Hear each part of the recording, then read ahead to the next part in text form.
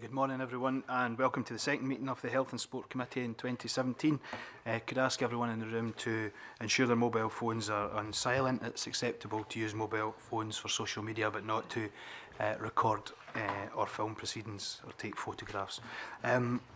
Agenda item one is a decision on taking business in private. Today's decision is whether we agree our consideration of the evidence we'll receive on the draft proposal and statement of reasons on the transplantation authorisation of removal of organs, etc. Scotland Bill, whether that should be taken in private at future meetings. It's normal practice for us, the committee, to consider the evidence received in private. Can we agree that, please? Yes. Thank you. The second item on the agenda is an evidence session with the Scottish Health Council. Can I welcome to the committee Richard Norris, Director of Scottish Health Council, Pam Whittle, Chair, Scottish Health Council, and Robbie Pearson, Chief Executive, Healthcare Improvement Scotland. Could I invite the panel to make an opening statement? As members will know, the Scottish Health Council was established in 2005, and the reason for establishing it was to ensure, support and monitor the effectiveness of NHS boards' involvement of patients and the public and their activities. Originally it was housed or set up within the confines of Quality Improvement Scotland, but now it is part, since the Reform Act, of Healthcare Improvement Scotland. It's got 14 local offices across Scotland, and within the context of the Healthcare Improvement Scotland budget, it's got around £2.3 million. So our local offices support a range of activities with communities, and they do provide advice, facilitate and support events, but they do that in the context of supporting the NHS. But at the same time, they work with third sector, with lots of different networks, and evaluate activities and try and build skills and confidence. The local offices do gather patient and public views on a wide variety of topics, often through local discussion groups or by street canvassing. Examples include the recent review of maternity and neonatal care, which the Scottish Health Council supported by delivering a programme of engagement activities across Scotland. And they talked to a wide and diverse range of groups, 65 in total, as well as one-to-one discussions and questionnaires to get those different range of views.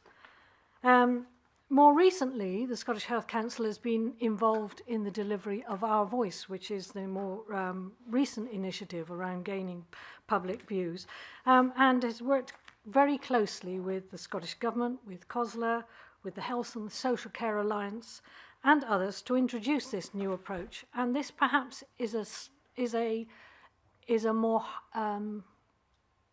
visible role for the Health Council in terms of public engagement, rather than simply ensuring that health boards are engaged in public involvement. So there have been a lot of issues raised during the time that I've been chair of the Scottish Health Council, and the introduction of Our Voice has added to some of those changes in the way services are delivered. And we have recognised this, and we are, I am, as one of the joint chairs of the rather separate review which is currently taking place of the Scottish Health Council. That review has not reported yet, and so I will be extremely interested in hearing the views expressed today to ensure that those views are also considered as part of that review. Okay, thank you. Donald.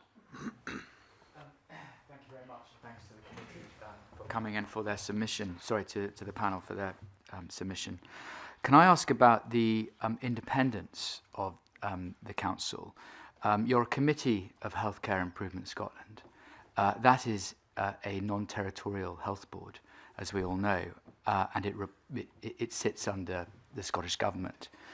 What response do you give to widespread concerns about the council's independence from both Healthcare Improvement Scotland and from government, And on the subject of independent scrutiny, could you comment on what appears to be a very limited use of the independent scrutiny panels?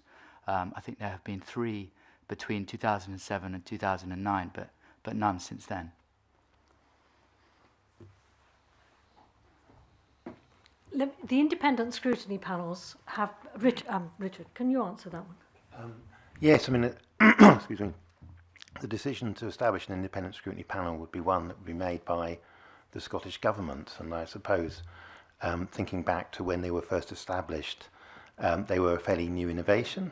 I still think there may be occasions when they would be useful, but what I think is also what we've also seen happen is that quite often NHS boards also commission independent reports to, in terms of some of the clinical issues that they're facing, and that's perhaps also a development that's happened because of independent scrutiny.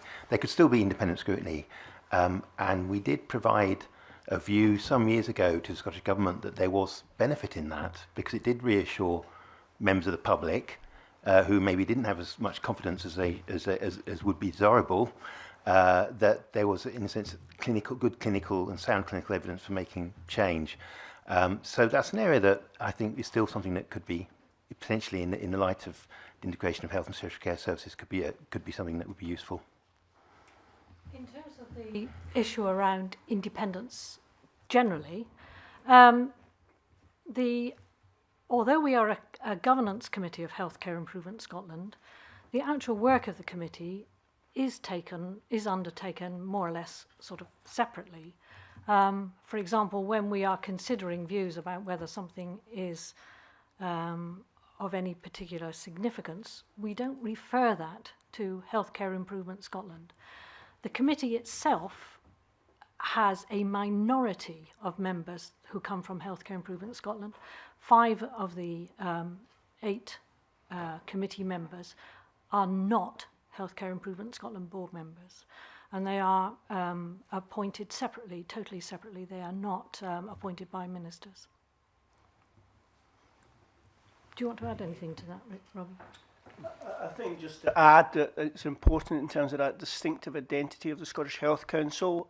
Whilst it operates within Healthcare Improvement Scotland, it is quite assertive in terms of retaining that independence, and that's particularly in the context of when we get into issues of major service change.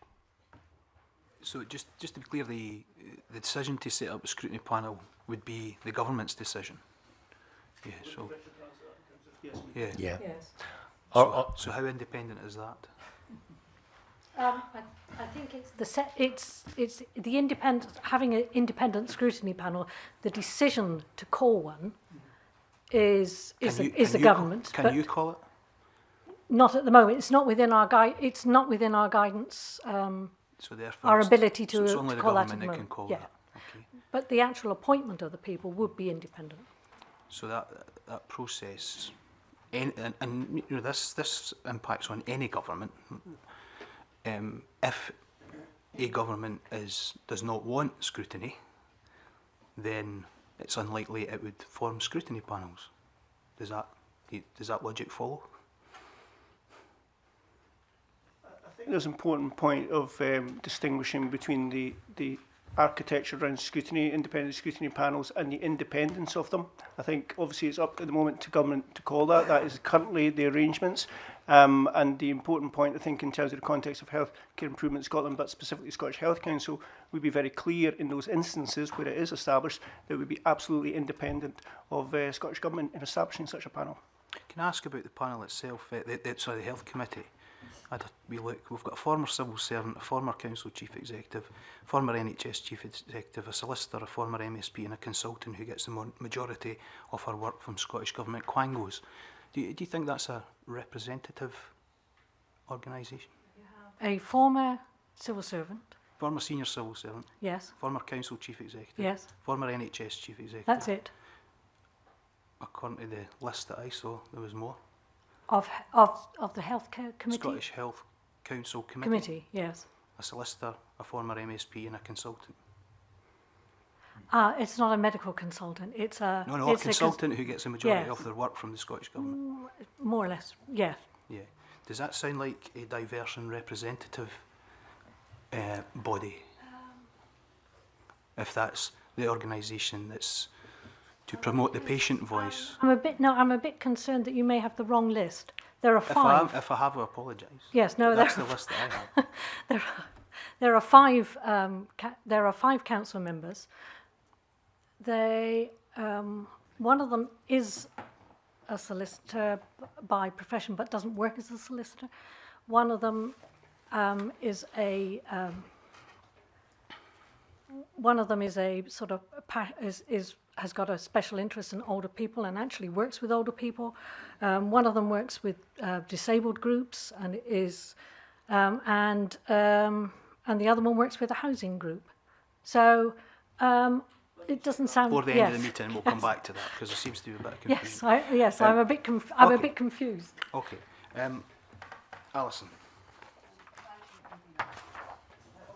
Scottish Health Council is intended to improve patient focus, but preparing for this morning, it seems that only just over 1,000 people were engaged via social media and events in recent times, and I think it's also fair to say that when constituents became aware that you were giving evidence this morning, I've had several emails from people who are clearly unhappy that the Scottish Health Council isn't helping them to influence decisions that have a major impact on the delivery of health services in their area. I wonder if you have any comment on that. I think, Richard, this probably goes into the realms of how we engage with our local communities, more specifically. Perhaps you would like to follow that. So our role is, as Pam has described, is to support boards to engage with local communities and support local communities to have their voice heard. What is not our role is to campaign on behalf of local groups, and that's an important distinction. If there are groups or communities who feel that we've not done enough to help facilitate their voice to be heard, then we're always interested to hear from them and think about how we can reflect on that and do more in that area. But I think there is sometimes perhaps an issue about how we execute that role. It's very important that people understand that we're not there to campaign on their behalf.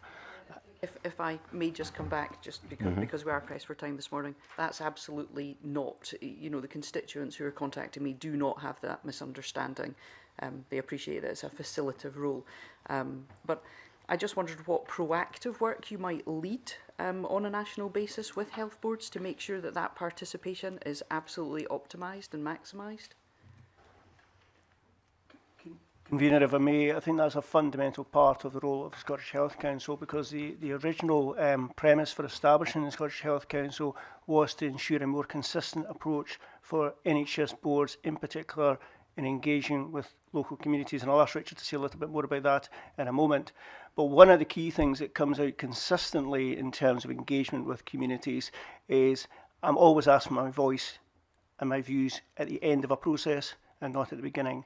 And I think one of the things that's fundamental to this and the learning, if we're going to have more fundamental and radical service change, is the importance of that voice being heard consistently at the start and not at the middle or indeed at the end of a journey. So I think that's an important message, and that's heard loud and clear about the consistency and the quality of that engagement between NHS boards and the communities. But Richard, convener, if I may wish to say a little bit more about our overall approach to how we promote a more consistent and higher quality engagement with individuals and communities.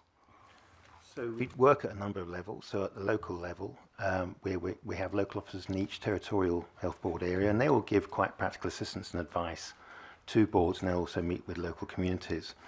In terms of looking at the national, if you like, at the national picture, we developed a few years ago a participation standard, and we conduct biannual processes whereby boards will look at that standard and we will verify the progress that they think they've made by talking to local communities. We've also published a thing that we call the Participation Toolkit, which has a range of different engagement methods. There often isn't any one correct engagement method. It will often depend upon the context and on the issues. So there's a range of engagement methods in there, and what we'll do is we'll engage locally, once again with boards and communities, to help them choose which engagement method would be the most appropriate. We also help out with evaluating boards' activities, for example, as well. So there's a number of different things we do. We've also produced guidance where we feel that boards need a bit more help with understanding how to engage on a particular issue or topic. So when, for example, boards conduct option appraisal, it was very clear to us that the guidance on option appraisal that was produced by Scottish Government and by the Treasury was very technical, and boards were struggling with understanding how they could involve people meaningfully in that guidance. So we worked with patient representatives and boards to develop some guidance to support meaningful engagement of patients and community groups in that guidance. So those are some examples.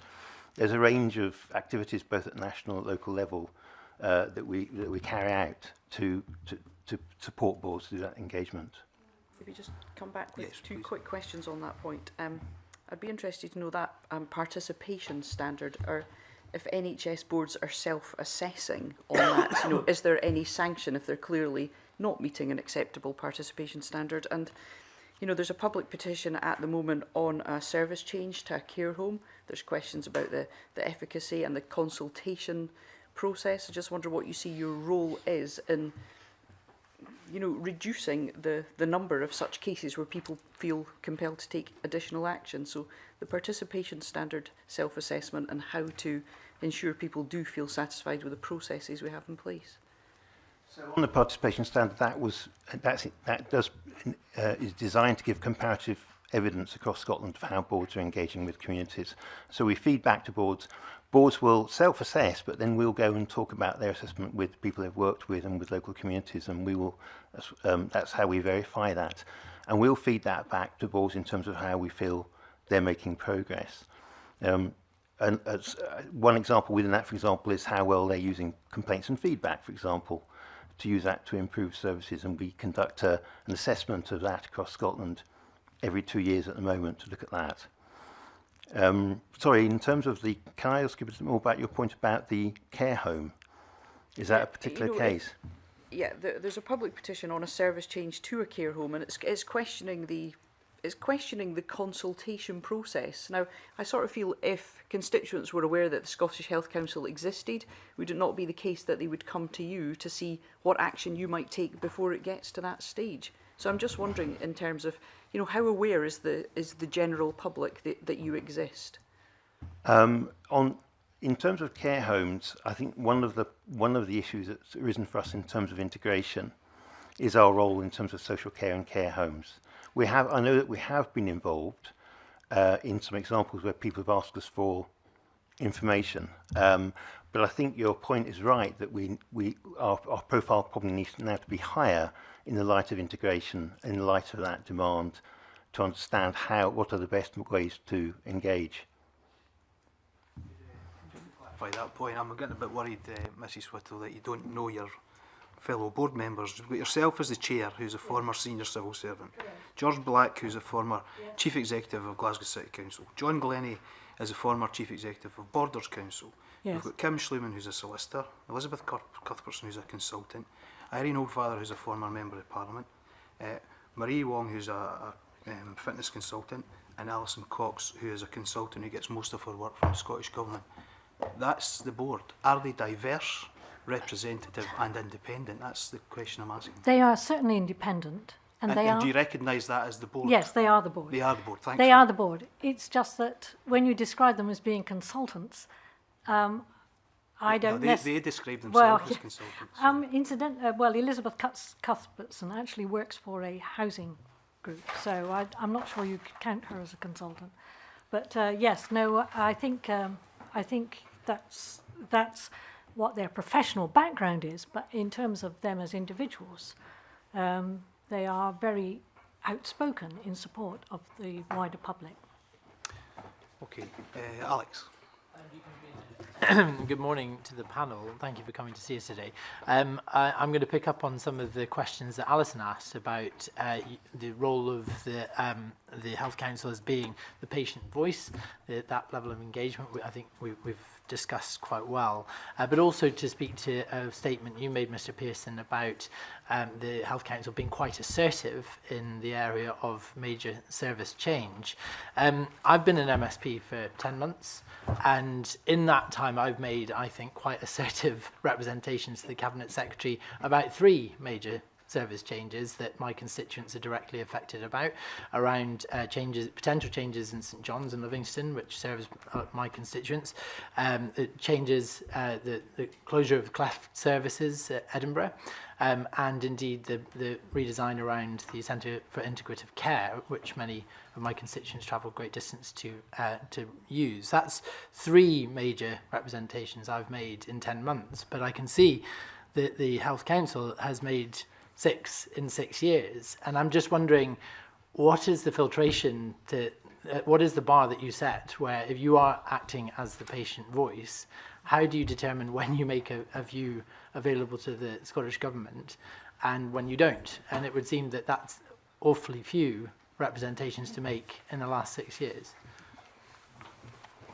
Convener, if I may make some opening remarks, I think that the first thing in terms of clarity is about the role of the Scottish Health Council. I think it's got probably 3 broad roles. I think the first is about promoting that consistency of engagement at a local level between NHS boards and communities and individuals and patients. I think the second is about support for that level of engagement and support. And the second, which I think has been quite a strong area of focus in the past year or so, is around that quality assurance of major service change. At any one time, there are around 35 to 40 different pieces of service change happening in Scotland in which the Scottish Health Council is engaged in providing support. Some of those reach the threshold in terms of what we would consider major service change. The position of the Scottish Health Council, just to be quite clear about it, is not there to make representations. It is there to, when it comes to service change, major service change, is to provide a quality assurance role of that and to offer a view to ministers as to whether that is major service change or not. So I think it's an important point in just distinguishing the role of Scottish Health Council in that. Ultimately, major service change in terms of the National Health Service is a matter for ministers ultimately to decide upon. The other point you made was in respect of how assertive the Scottish Health Council is in terms of exerting its independence. So one of the things that Pam Whittle said at the very start was about that distinctive accountability for the Scottish Health Council sitting within Healthcare Improvement Scotland. There is not a chain of command that takes decisions or views in respect of major service change back into the Board of Healthcare Improvement Scotland. That is done quite distinct from the Board of Healthcare Improvement Scotland. And I think it's important in giving confidence to the independence of the decision making of the Scottish Health Council that that is protected. Thank you, Convener, if I may. So in the 6 views that you've offered on major service change, what would give us an idea of the anatomy of what that view would look like? What does it contain when you give it to the Scottish Government? I wonder, Convener, if I may hand that to Richard to elaborate upon, but we established at the same time the guidance came out, and the Scottish Health Council did rather, in 2010, was guidance around major service change and what the criteria was in respect of consideration of major service change. And perhaps Convener Richard may, on behalf of the attendees today, maybe set out a little bit more about what actual major service changing criteria is for consideration. Is contained in the specific views offered by the Health Council? Yes. Yeah. So when when boards are looking at making a service change, the Scottish Government expects them to go to the Government with a view, with their own view as to whether that constitutes major service change or not.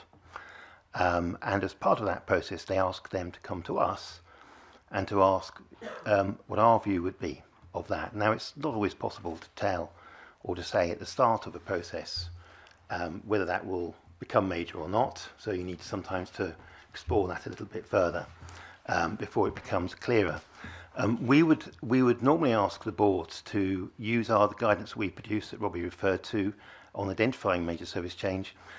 What that does is identify a number of issues, 9 in total, that are areas which if there's, in a sense, if, for example, if one of them would be if it's unscheduled or emergency care, for example, if the proposal concerns that, in our view, that makes it more likely that it should be seen as major. So we'd ask them to go through those 9 issues and then give us their views on what they feel the issues are in terms of the service change they're proposing.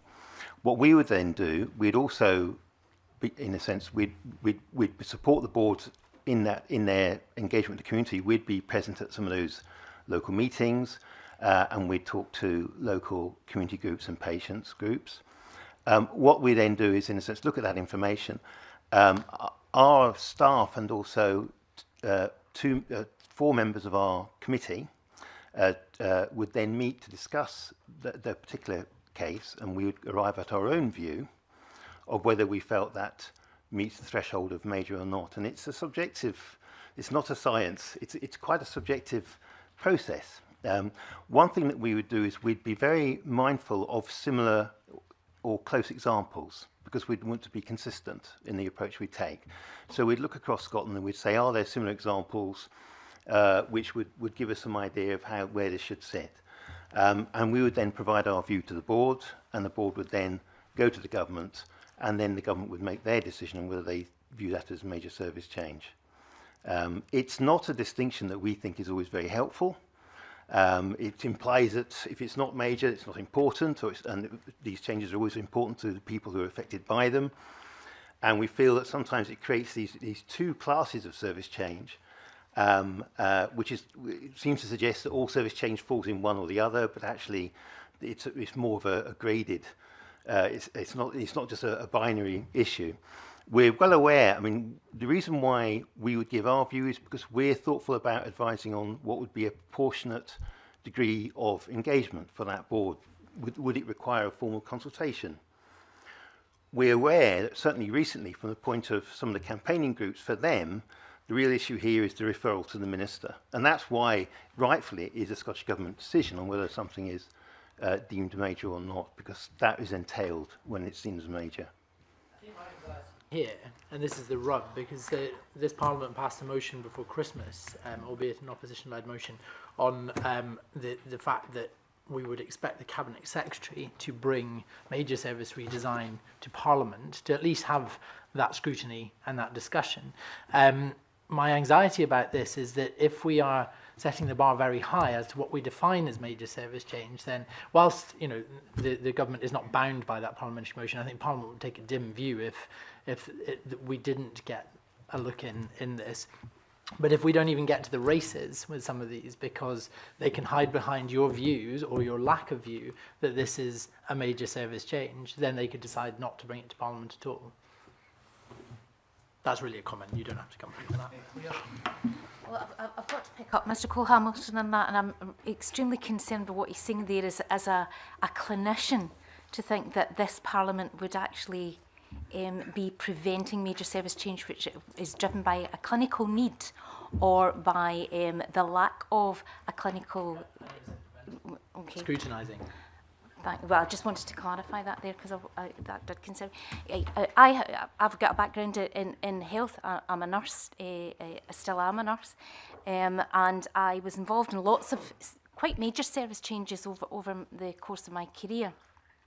And in particular involved in service changes and service redesigns in my role as a Unison divisional convener, some of which were more welcome than others, shall we say. But I fully appreciate that any service design causes anxiety to the service users and also to the staff who are involved in running that service or managing that service. So can I ask the panel, what difference to a decision does some of the media interest or public concern make to how you view services and whether it's a major or a minor change? It's one of our excuse me. It's one of our 9 categories. We, one of the areas we say that needs to be looked at is the area of political and public concern. So we acknowledge that in itself, is something that needs to be taken into account. So it's about trying to get the right balance, I suppose, between those different factors. And we were very clear. I mean, we were aware of the parliamentary debate.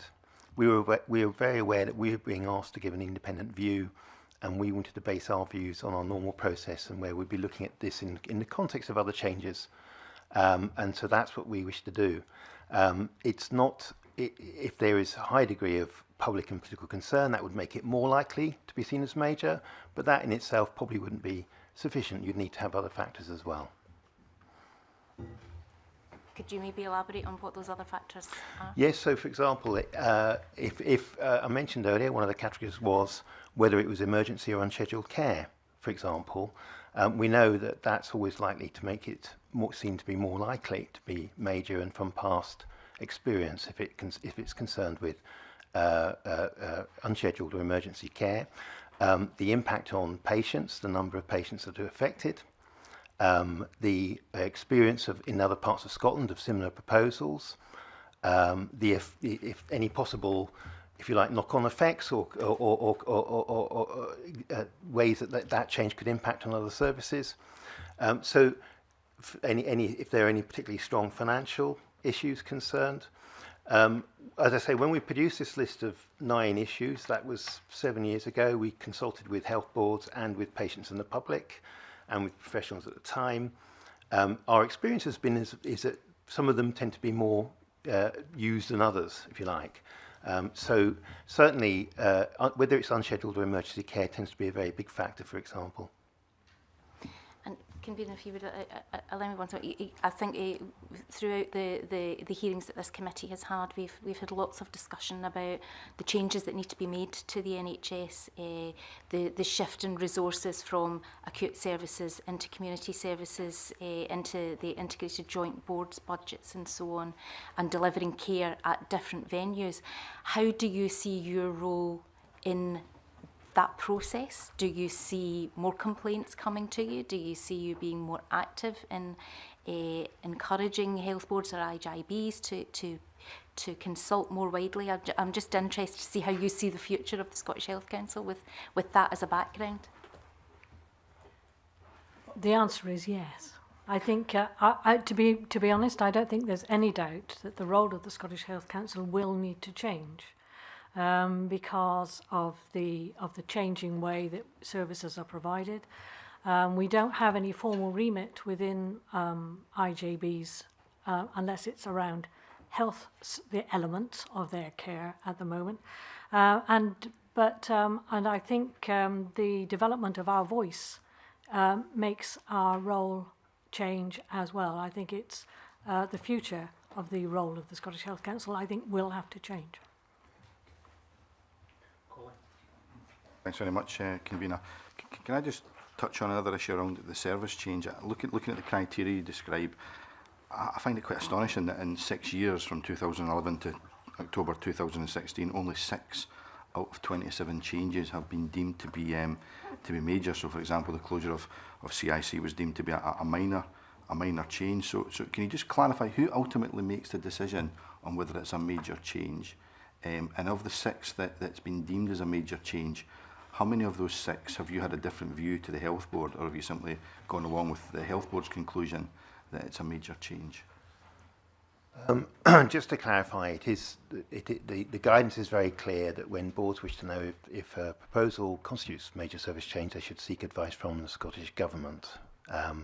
We're asked to provide a view, but that is not. It's not our decision on whether something is seen as major service change or not. If, in terms of your question, how often do we disagree with the board? As you've yourself said, most service change is not deemed major. And quite often when something is major, it's fairly clear that it is major to everybody. A couple of examples recently would be in terms of Greater Glasgow and Clyde, for example, where Greater Glasgow and Clyde had expressed their view in a board paper that changes to maternity services and to Lightburn Hospital were not major, and we took a different view. It hasn't happened a lot because there isn't, by definition, hasn't been a lot of major service change.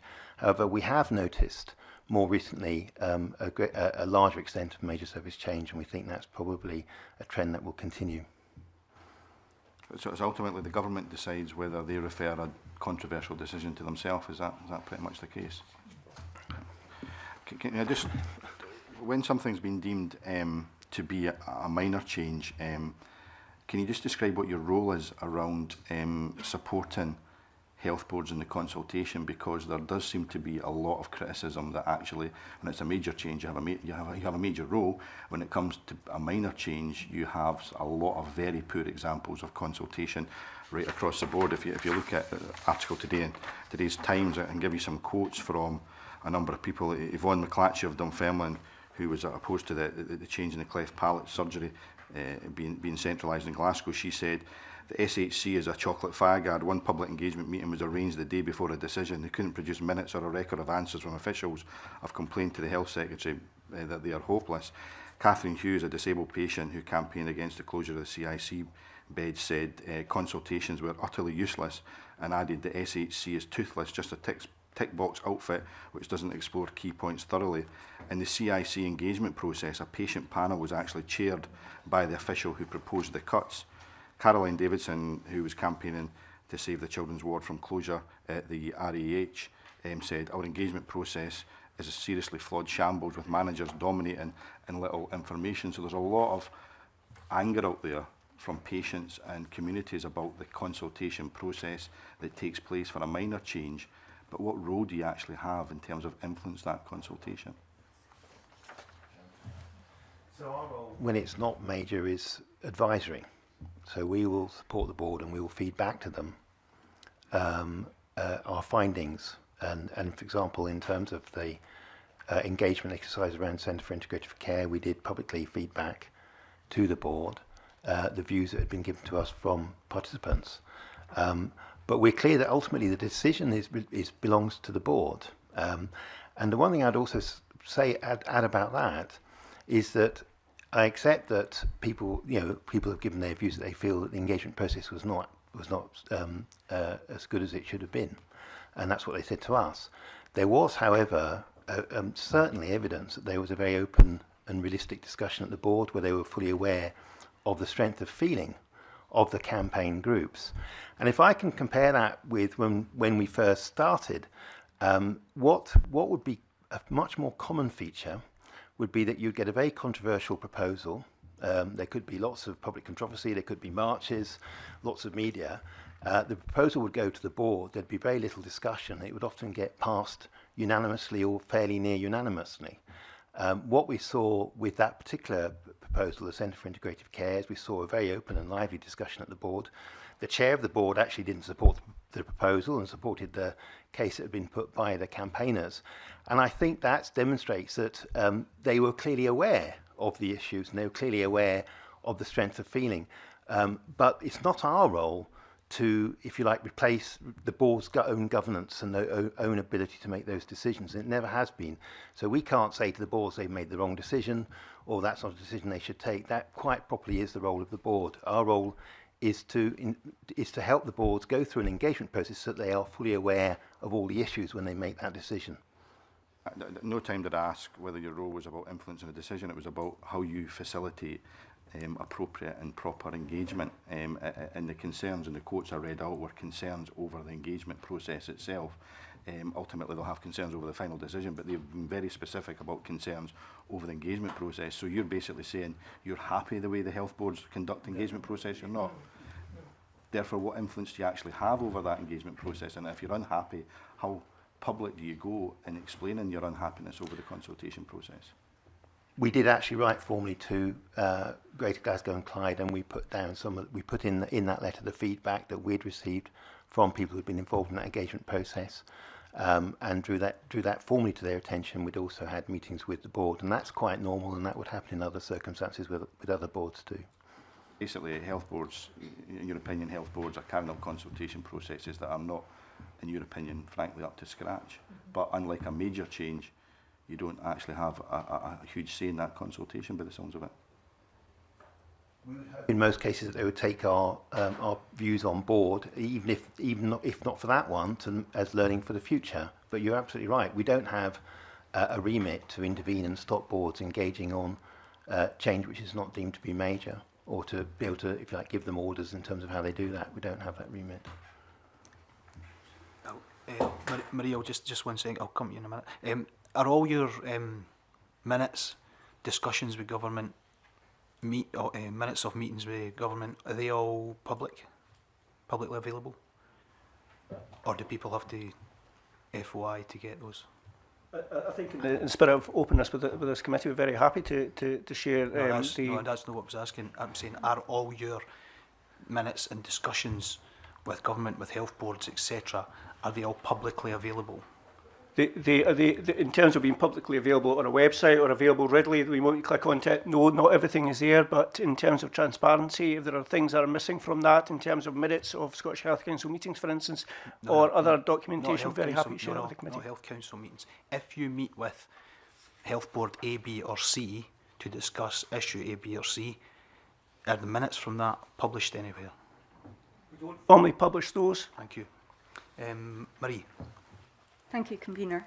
I would have to declare that I'm a health professional too, and I have to admit that as a health professional coming into politics, it has been difficult for me to see how politically heated some of these discussions can be and how much of a political football the NHS can become. So I wonder, particularly thinking about difficult decisions where there are safety grounds for the change, how much weight should be given to what the public wants and how much weight should be given to what the clinicians are suggesting as a way forward. Opening remarks in that respect, Convener, I think the important thing here, and I think the lessons and the learning from our engagement with communities and patients, is about the range of experts and voices and where that sits. And traditionally, that, and I said at the very start, in terms of some of the comments I made, that some of the process around service change can appear opaque, and when patients are engaged, it's further and further down the track, and therefore the level of their engagement can feel pretty minimal. So one of the key things, I think, is about a much earlier and open engagement about safety, about the quality of care, of which safety is a fundamental part. And I think some of the work that's been shared, so for instance by the Chief Medical Officer around real estate medicine, around the National Clinical Strategy, starts to have a more open conversation about what's the quality of healthcare and how do we deliver it in Scotland. But I guess just in my opening remarks in answering that question is, I think we need to have a different relationship between patients, experts and clinicians. And I think one of the key things is making sure that that conversation's held at the start so there's a better understanding. And in that, I have to say as well, is there is an important issue of language and about how people can get lost in a very technical and obscure language. And I think the important thing is not to be condescending or patronising how we engage with patients, but to actually be level with them about some of the challenges in delivering increasingly complex healthcare and the workforce challenges, for instance, within that. But, Convener, if I may pass to either Pam or Richard in terms of the particular balance between engagement around safety and patient care. Just to say, I mean, so when we're looking at how boards are engaged with the public, the guidance was produced by the Scottish Government in 2010, and that in fact uses a phrase that has been used, that was used previously. In fact, it's been in use probably for about 10 years or so, if not longer. And what it says is that it expects boards to give the views of patients and the public the same priority as it gives to clinical standards and financial performance. It does have one important proviso, though. It does say unless there are exceptional grounds, e.g. safety. And when we've had discussions with patients and the public about how they feel that balance should work, do they feel it's the right balance? They feel it is, but they agree with the point that actually if there may be overriding issues around clinical safety, then that's clearly very important. As Robbie has said, our view is that this issue is best tackled by boards being open and honest with their communities and not appearing to prejudge issues or to use that as a way of saying, well, we're not going to engage. And it's a tricky one, and we understand that this is sometimes quite difficult. We would also never stand in the way of a board making any changes that it felt, if it had to make changes of a temporary nature to ensure that services were safe. We would never want to say they shouldn't do that without engagement. We'd want them to make whatever necessary urgent changes they had to ensure that services were safe. It is probably worth pointing out that, of course, the Scottish Health Council's role focuses around the engagement with the public, whether or not the board has engaged with the public or does engage with the public, not necessarily or hasn't got the remit to focus on those other elements, which may be a stumbling block in the process. Thank you. Can I ask also about your citizens' panels? Is that what you call them? Yes. Yeah. So I'm interested to know, just as a completely change of subject, I think some people touched on it before, I'm interested to know how people become a member of your citizen panel. So it's not randomly selected like a jury service would be. Who people still put themselves forward, I presume, for that role? Well, we've only just done this, so this is the first one that we've had, and I think in a way it is semi-random. Is it not, Richard? It's random in the sense that people don't self-select for it. So, as Pam has said, this was partly a test. It's quite innovative. We initially used the electoral register to identify people, and we mailed them and invited them to join the panel. We were quite ambitious. We wanted to recruit 1,300 people across Scotland, and that was quite important because we wanted a minimum of 30 in each integrated joint board area. And that was to ensure that was one of the things that we wanted to do to make sure it was reasonably demographically representative of the people of Scotland. So we also did recruitment by basically standing on the street or going to shops and so on. So we'd approach people and ask them. The result is that we've got a makeup which is broadly representative. We did actually end up with more women and men, but in other respects it's broadly representative. We're now analysing the first set of results back from that. It's random in the sense that I suppose the important point is that we wanted it to be not people who, if you like, self-selected themselves and said we want to join it, but actually were people who were approached, and therefore, in a sense, they're a panel of citizens as opposed to people who maybe quite commonly get more involved in participation networks. Nothing wrong with people who get involved, but we were very clear we wanted to get, if you like, we wanted to try and get that more representative of the people of Scotland. Thank you. Thanks. Thanks for coming along to talk to us. There was 2 or 3 things I wanted to kind of touch on.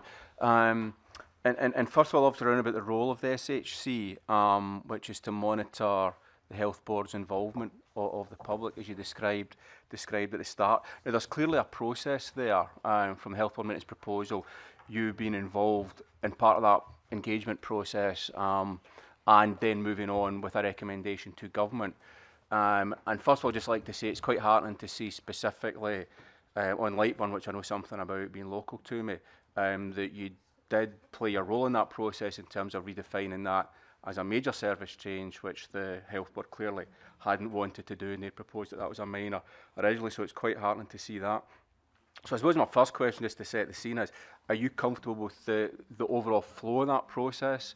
And I suppose this is a leading question, but take it as you like, or would you be happier with government ministers intervening much earlier in the process, as has been called for from other sides? Convener, if I may make some broad remarks and then hand to Pam and Richard in terms of the Scottish Health Council role, I think the point that's been touched on earlier, which we will need to think about the process, is in terms of the £13 billion that is spent on health and social care, 8 billion of that is sitting within the integration authorities. So a bit of redesign, rethinking is required in terms of us as Scottish Health Council, Healthcare Improvement Scotland, but Healthcare Improvement Scotland in the round, think about how then do we relate to a different world that is now emerging. And as we get to the end of the life of this Parliament, the majority of the spend in health and social care budget, as intended and expressed by the Cabinet Secretary, will be within those integration authorities. So there is a bit of the journey here that we need to now think about in the context of service change and existing advice, support and guidance from the Scottish Health Council. But convener, in terms of the specifics, in terms of how the works at present, I'll hand to Pam and Richard. Shall I go first? Yeah.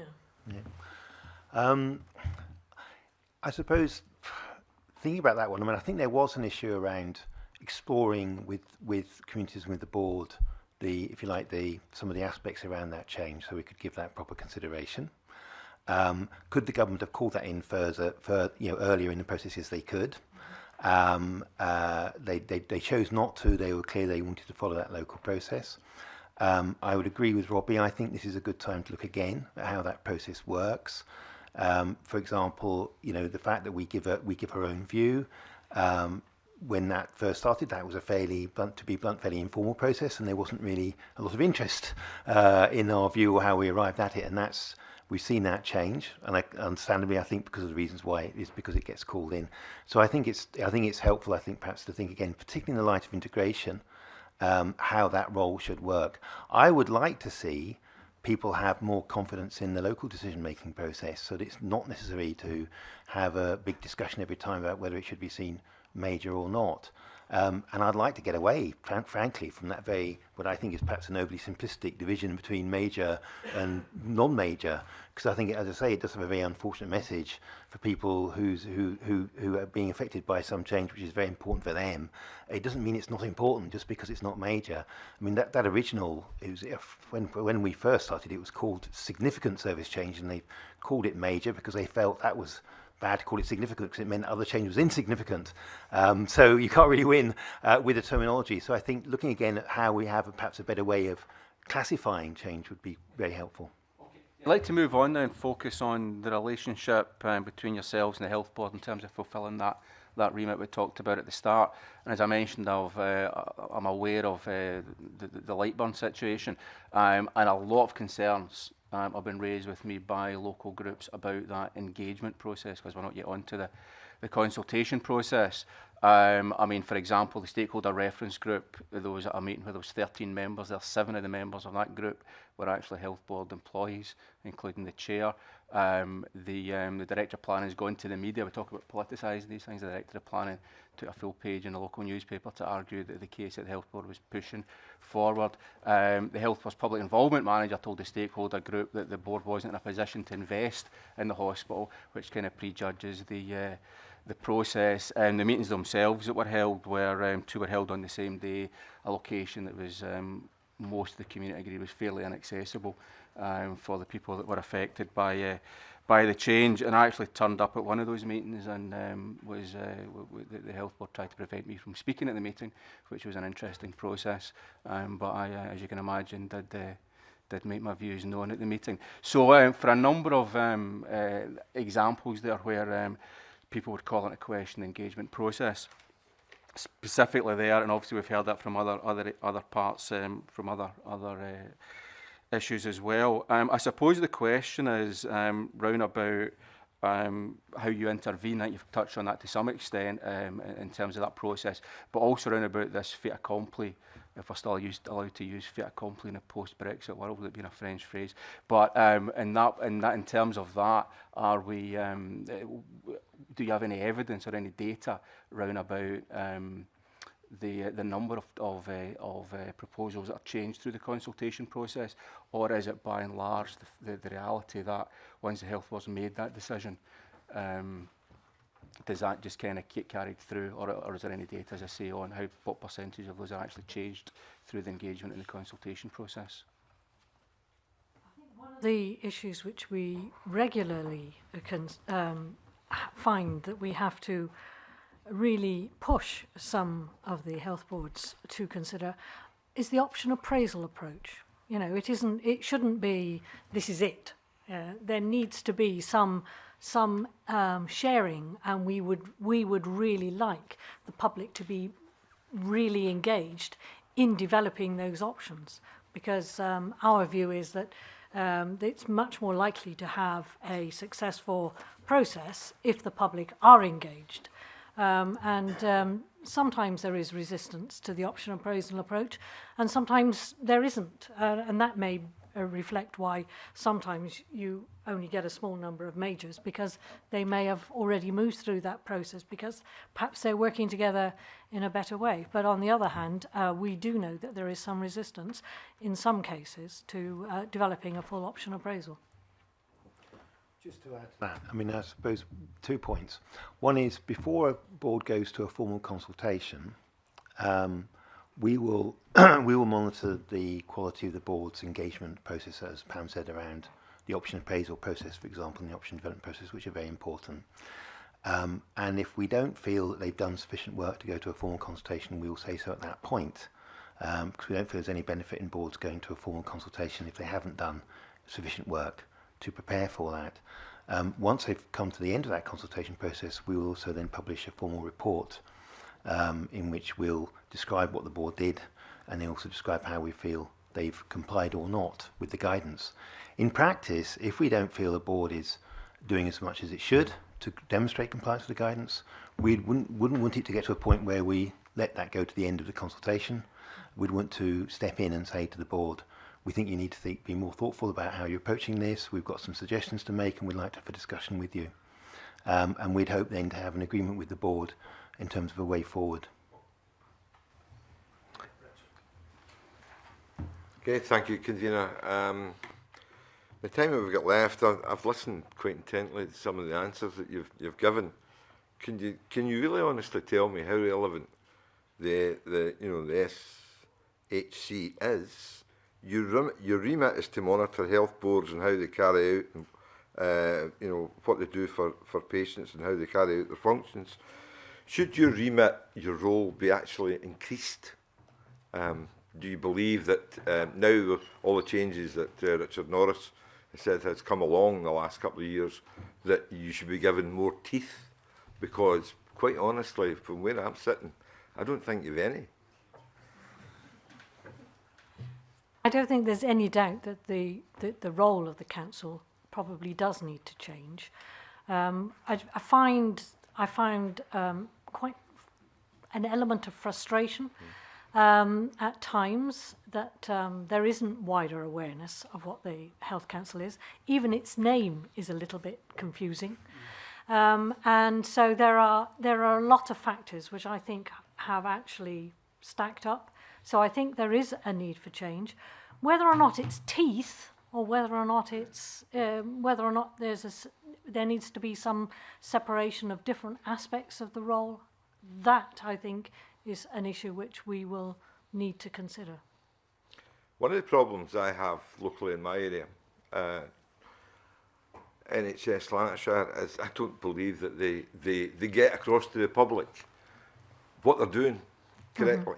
Mm-hmm. And basically they don't publicise it enough. And yes. With the greatest respect to Ivan McKee, I've also attended meetings where I'm just totally aghast at what they were doing. But basically, how do you sit down with boards like this and try and entice them to either change their views, mm-hmm. look at what they're doing, and some I have to point out that some of the things that they are doing are correct, because we have to change. It's a new world out there.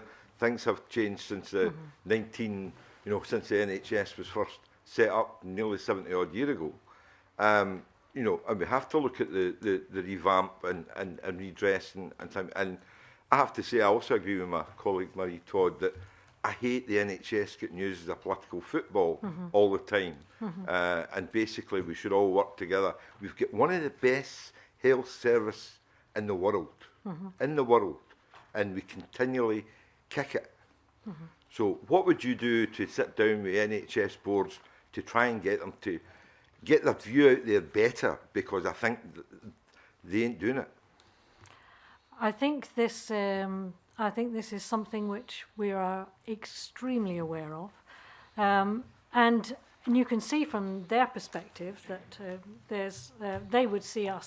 they might see us rather as not really being part of it, not necessarily knowing exactly what's going on. And from that perspective, I think that's quite a useful bit, because we tend to be more like the public in that perspective. Because if they can't convince us, then they haven't got a hope of convincing the public. So I think there's one of the things that we do constantly try to do is to work with boards to make them more effective about engaging with the public. And recently there have been some boards who have recognised the importance of doing that and have made significant progress. But these are isolated approaches. I would like it much broader across the piece. My last question is, how can you get across to the public that you exist? I think that's absolutely right, and I think it's one of the things that we hope to be will be able to address. Thank you. Okay, thanks, Richard. Can I say, I'm sensing a lot of frustration here with committee members, and I certainly have that. I'm looking here. Scottish Health Council has a budget of 2.3 million, and it's looking for extra funding from the Scottish Government. When, according to the accounts, and over the last two years, it has engaged with, according to your own accounts, 1,180 people in 2 years. I am really struggling. You've got 14 offices, and you've managed to contact just over 1,000 people and engage with them in 2 years with a budget of 2.3 million. I'm failing to see what we get for our money. And I think Richard's absolutely right. I think you're a toothless hamster.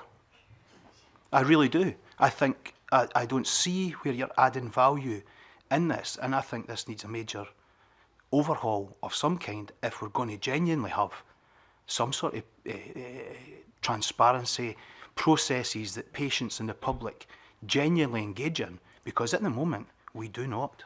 We absolutely do not, in my experience, having been an elected representative since 2003. So I think there's a lot of people frustrated in this room. The committee will have a discussion afterwards on the evidence that we've had. Can I ask about your review? What's the timescale for the review of this? I'm anticipating we will be able to publish the review in February. Is there still time to submit to that review? I am more than happy to take your comments. Okay, thank you. Okay, thank you for your attendance this morning, and we'll suspend briefly for a change of panel. Thank you.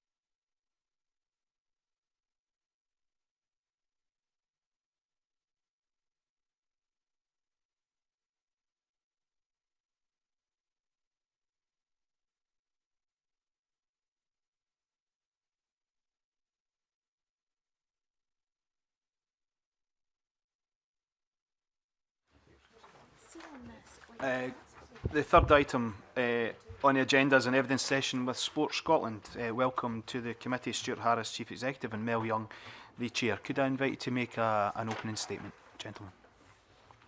Thank you very much. Thank you for inviting us along, and very keen to give evidence this morning.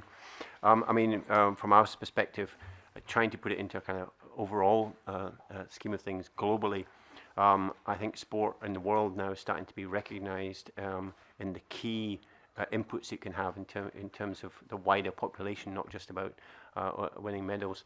I myself, I've travelled around the world a lot in the connection with sport in this area, and particularly lately, governments around the world are starting to recognise the impact that sport can have in these wider agendas, socially, in terms of health, etc., in terms of the wider community. And I've certainly seen with previous work that I've been doing, not connected with sports, gone around the Homeless World Cup, for example, where sport, you're making an intervention with the most marginalised people on the planet and actually changing their lives as a result of that sport. And so there's many, many other examples of how you use sport in different areas to create that change. We in Sport Scotland have actually now created a system which is connected together, so using the high performance with the community connected into one overall system to make an impact, to create change. So when I'm around in other countries in the world and talking about Scotland, governments and others are really interested because they're saying, look, Scotland, you appear to be ahead of the curve. I think we are quite definitely ahead of the curve in terms of the way we have this integrated system here in Scotland. Something to be really, really proud of. Something, in fact, I think we can grow on. So that sitting here today is really interesting because sport is part of that Active Scotland, and what Active Scotland has, I think, as a policy, again, is innovative and world leading, and sport has a critical role to play in that. It obviously cannot on its own sort out all the challenges that we have in health across Scotland, but it can work in other areas. And I think there's plenty of examples of where that can happen, but we need to be better at that. So sport, very, very happy to be sitting here having this discussion to give evidence today, and delighted to answer your questions. Thanks very much. The committee is looking at participation in sport. What's, in your view, is the main barrier to participation in sport? Well, what we've tried to put in place is a system which breaks down those barriers. So there's a degree of universality about that. So we've got a foothold in every school in the country. So we give every young person an opportunity to try activity, sport, physical education, and begin to join that up with what's happening in the community. It's really important when you look at any system where you've got schools connected to community, to performance, driven by people and facilities. And from our perspective, we're beginning to build that capacity across the country. However, we have to continue to build that capacity. So we need more people involved.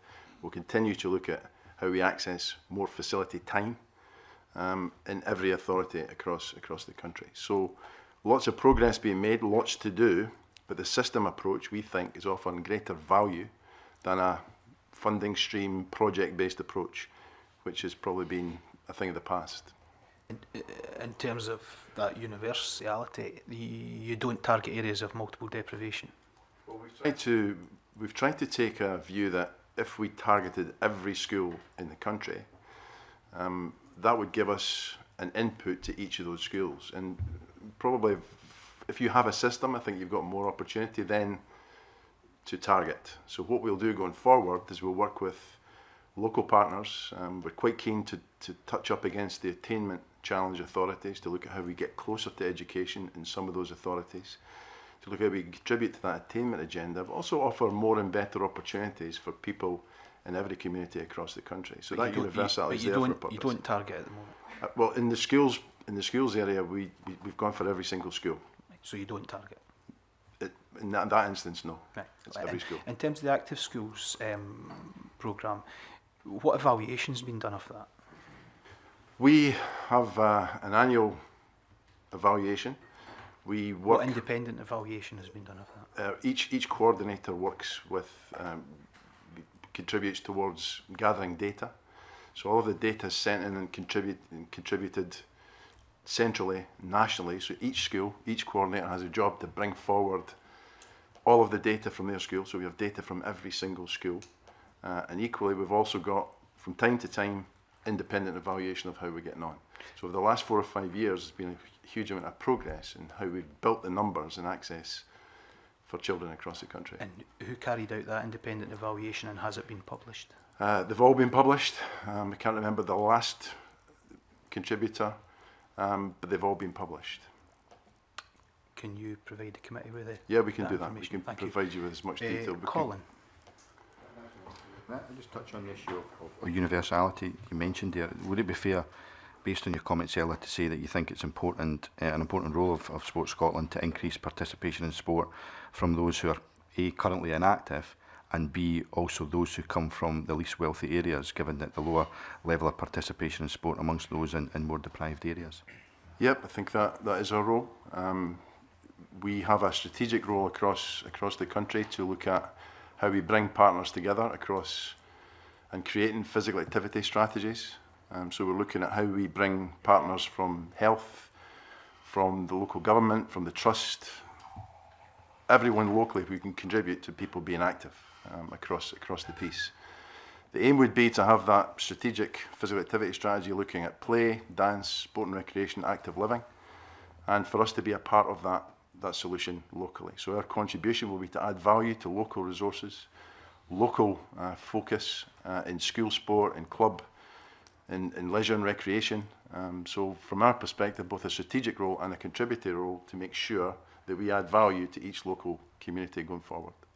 But just looking at the two groups I mentioned, you don't actually measure activity levels amongst the projects that you support based on that criteria. You measure activity levels based on sex, for example, you measure it based on age, but you don't actually measure the fact that someone's particular background, or whether or not they were, when they come to an event, were inactive before they actually came to an event. So you can't distinguish whether or not little Johnny's coming along to 4 events a week instead of 3 and he's already active, because you don't actually measure that at the moment. I think the recent BBC documentary on Meadowmouth concluded the fact that participation in your performance sports programme, 9 out of 10 participants went to a private school or a school in a wealthy area, but you don't actually measure that at the moment. So why don't you measure that at the moment? Why did they have to do their own research to get that information, if it's such an important thing to increase activity from people that are inactive and to increase activity from people from deprived areas? Well, we think from our perspective in building that system, if you have an impact and a contribution to every single school in the country, we believe there's the opportunity, and we're too small to do it alone. We fundamentally work in partnership across all of those areas. So our aim and aspiration is to have more and better opportunities. You're correct. We haven't managed to touch everyone as yet, but we want to create more and better opportunities.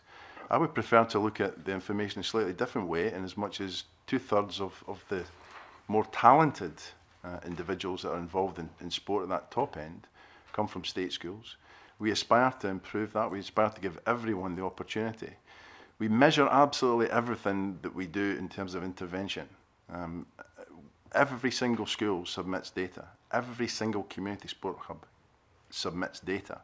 And what we're seeing is growth in all of those areas. These are big samples. These are, in the schools arena, we're talking about nearly 300,000 young people. In the community sport hubs, we're over 100,000 people now. This is not a small measurement sample. So we believe that we are beginning to tackle that with partners. We have to improve the measurement to try and look at how we can specifically say if there are inactive people beginning to be more active. And only recently we've started to have a look locally in the East End of Glasgow, where we ourselves, Clyde Gateway, the NHS, Glasgow Life, are beginning to look at how collectively we can look at how we all work together to get people more active, from just simply leaving the house to taking some exercise at maybe a local sports centre. So whilst there are general measures of how we're taking things forward, we accept we have to look a bit more closely as partners at how we are more specific about that translation. Donald. Could I just ask about the budget proposals? I think it's fair to say that the total sport budget for the coming year, 2017 to 18, is down in cash terms by 7% and 8.3% in real terms. And I accept that's the sport budget, it's not the Sport Scotland budget. But could you tell the committee what implications you feel that might have? Yes, I mean, from our point of view, it has quite serious implications at that level in terms of what we're trying to do. You know, as I said at the beginning, we're building this system, and it's developing, and we're getting more people involved. So therefore, the implications for that are quite serious. But we also have another hit as well, because lottery receipts are going down. So in addition to that reduction, we have a lottery reduction as well, which will further impact us. So taking those two together is a very serious level of cuts that will have to be made. And I think there's three areas, probably. One is into the sports themselves, potentially. Second one is to the number of people involved. There's over 1,000 people connected in some way with the funding that we do. And then thirdly is within Sport Scotland organisation itself, there will have to be some serious thing, possibly redundancies even. We don't want to go down that route. The overall budget component for sport in Scotland's just 0.14%. And of that investment from the Scottish Government makes sure getting massive impact. If the strategy going forward is about getting Scotland to be a healthy nation, to become active, actually the last thing you should be doing is cutting the sports budget. So it presents us real challenges for us, the two of them coming together, particularly significant challenges. Can I add something to that? Yep. We will take a prioritisation approach, though. So whilst what I've said about having a system, we absolutely passionately believe in that system of school to community to performance, people and facilities underpinning that. We will have to hit performance sport quite hard this time round, because the priority for us will be around community, given opportunities across the nation. So rather than just taking a salami slicing approach, we're taking a brave approach, in my opinion, which says, here are the things that we think we must prioritise, and the choices that we make will be in that area. We will try and keep a balance so that we don't break the system completely. But for me, that prioritisation approach is vitally important. You can't just take lumps out of a system and hope that it will continue to deliver, both in engagement and participation terms, but also in success from a medals perspective. Both are equally valuable, but in this instance, we will have to prioritise community. Thank you, Convener. Just following on from that, do you have any concerns that that could perhaps break that performance system completely? We will be measured as we can about taking that forward. But you probably saw UK level, one or two sports have been completely taken out of the funding system, investment system. So therefore, we will try and avoid that and make sure that we do not break any particular sport. But we'll have to be very specific with each sport to make sure that they're clear on what their targets are, what their ambitions are, what they will try and achieve, both in supporting community development and also performance. So it's not the ideal thing to try, to be honest. And we're, as Mel had said earlier on, this double whammy around lottery is quite worrying, quite challenging. But for me, we'll continue to talk with the government about how we take this forward, because the belief in the system is vitally important. We see this as something that is unique to Scotland, is important to Scotland, and gives us a better chance of actually achieving the twin goals that we've got around performance and participation. I mean, it feels like a sort of surprising conversation to be having. You know, a couple of years after the Commonwealth Games, when we've heard a lot about legacy, how would you assess the active legacy of the Games, and, you know, are you concerned about that legacy in terms of funding? I'll give you a specific. First up, our legacy commitment from the Commonwealth Games, specifically with partners, was around community sport hubs, and we deliberately focused on that. So the target was 150 community sport hubs. We now have 157. We will continue to prioritise that. There's almost, I think I mentioned earlier on, there's almost over 100,000 people now involved in community sport hubs, where we're bringing communities together, bringing sports and activities together to make them more sustainable, and offer them a chance to do more things for themselves. So that will be one of the key priorities for me, hence the reason, looking at when you're building any system, the twin goals of participation and performance are both important, but for me we have to protect that system which looks at giving people locally opportunities to participate for whatever reason they want to participate. Now, that particular strategy was done deliberately. We could have, as Sport Scotland said, there's lots of different things that we could focus on, but we focused on one infrastructure project across all 32 authorities, and I think it's been a success. All of our partners can probably report similarly on what their plans were locally in building a legacy. In terms of priorities and targeting, I note that the percentage of, there's been a fall in physical activity amongst children since a 3.9% fall since the Commonwealth Games, which seems quite surprising, and more notably amongst girls. Do you take, when you see these figures, when you have the results, do you step in there and take action to try and address that? Yes, we do. Again, I'll give you a specific. We work with each local authority on active schools, for example, where at the moment the breakdown in gender is 52-48, 52 in boys, 48 in girls. We want to try and continue to improve that. But with each local authority, when they produce their results every year, we don't wait on other measures to tell us there's an issue. We actually just focus on what's happening locally. So in all 32 authorities, we take a very specific, customised approach, and how we then sit down with that authority and say, how do we address that? Whether there's been gaps in staffing, whether there's some issue with schools, there will always be some changes. We can't always go on that upward trajectory. Sometimes it plateaus, sometimes it'll dip. But for me, we take that action regardless on an annual basis with each of the local authorities we work with in terms of active schools, community sport hubs, and what other help we give them with participation locally. Convener, may I ask a final question? Thank you. You know, the activity guidelines for children, 60 minutes per day, I would suggest, and I'm sure others would agree, that that is in no way sufficient anyway. And I just wonder, you were talking about an all systems approach, and clearly we're the Health and Sport Committee, and we will be, you know, suggesting that an active Scotland is a healthier, you know, it's a well Scotland. In terms of engaging with other portfolio areas, you might be aware that the government, for example, are only spending 1.6% of a massive transport budget on walking and cycling. Now, you know, coaches amongst us will, you know, I think there's general agreement that physical literacy perhaps isn't what it used to be. Children aren't out and about in the neighbourhoods, and for various reasons they're not able to cycle and walk as safely. Are you engaging with government and asking that things like investment in walking and cycling be looked at as part of a physical activity strategy?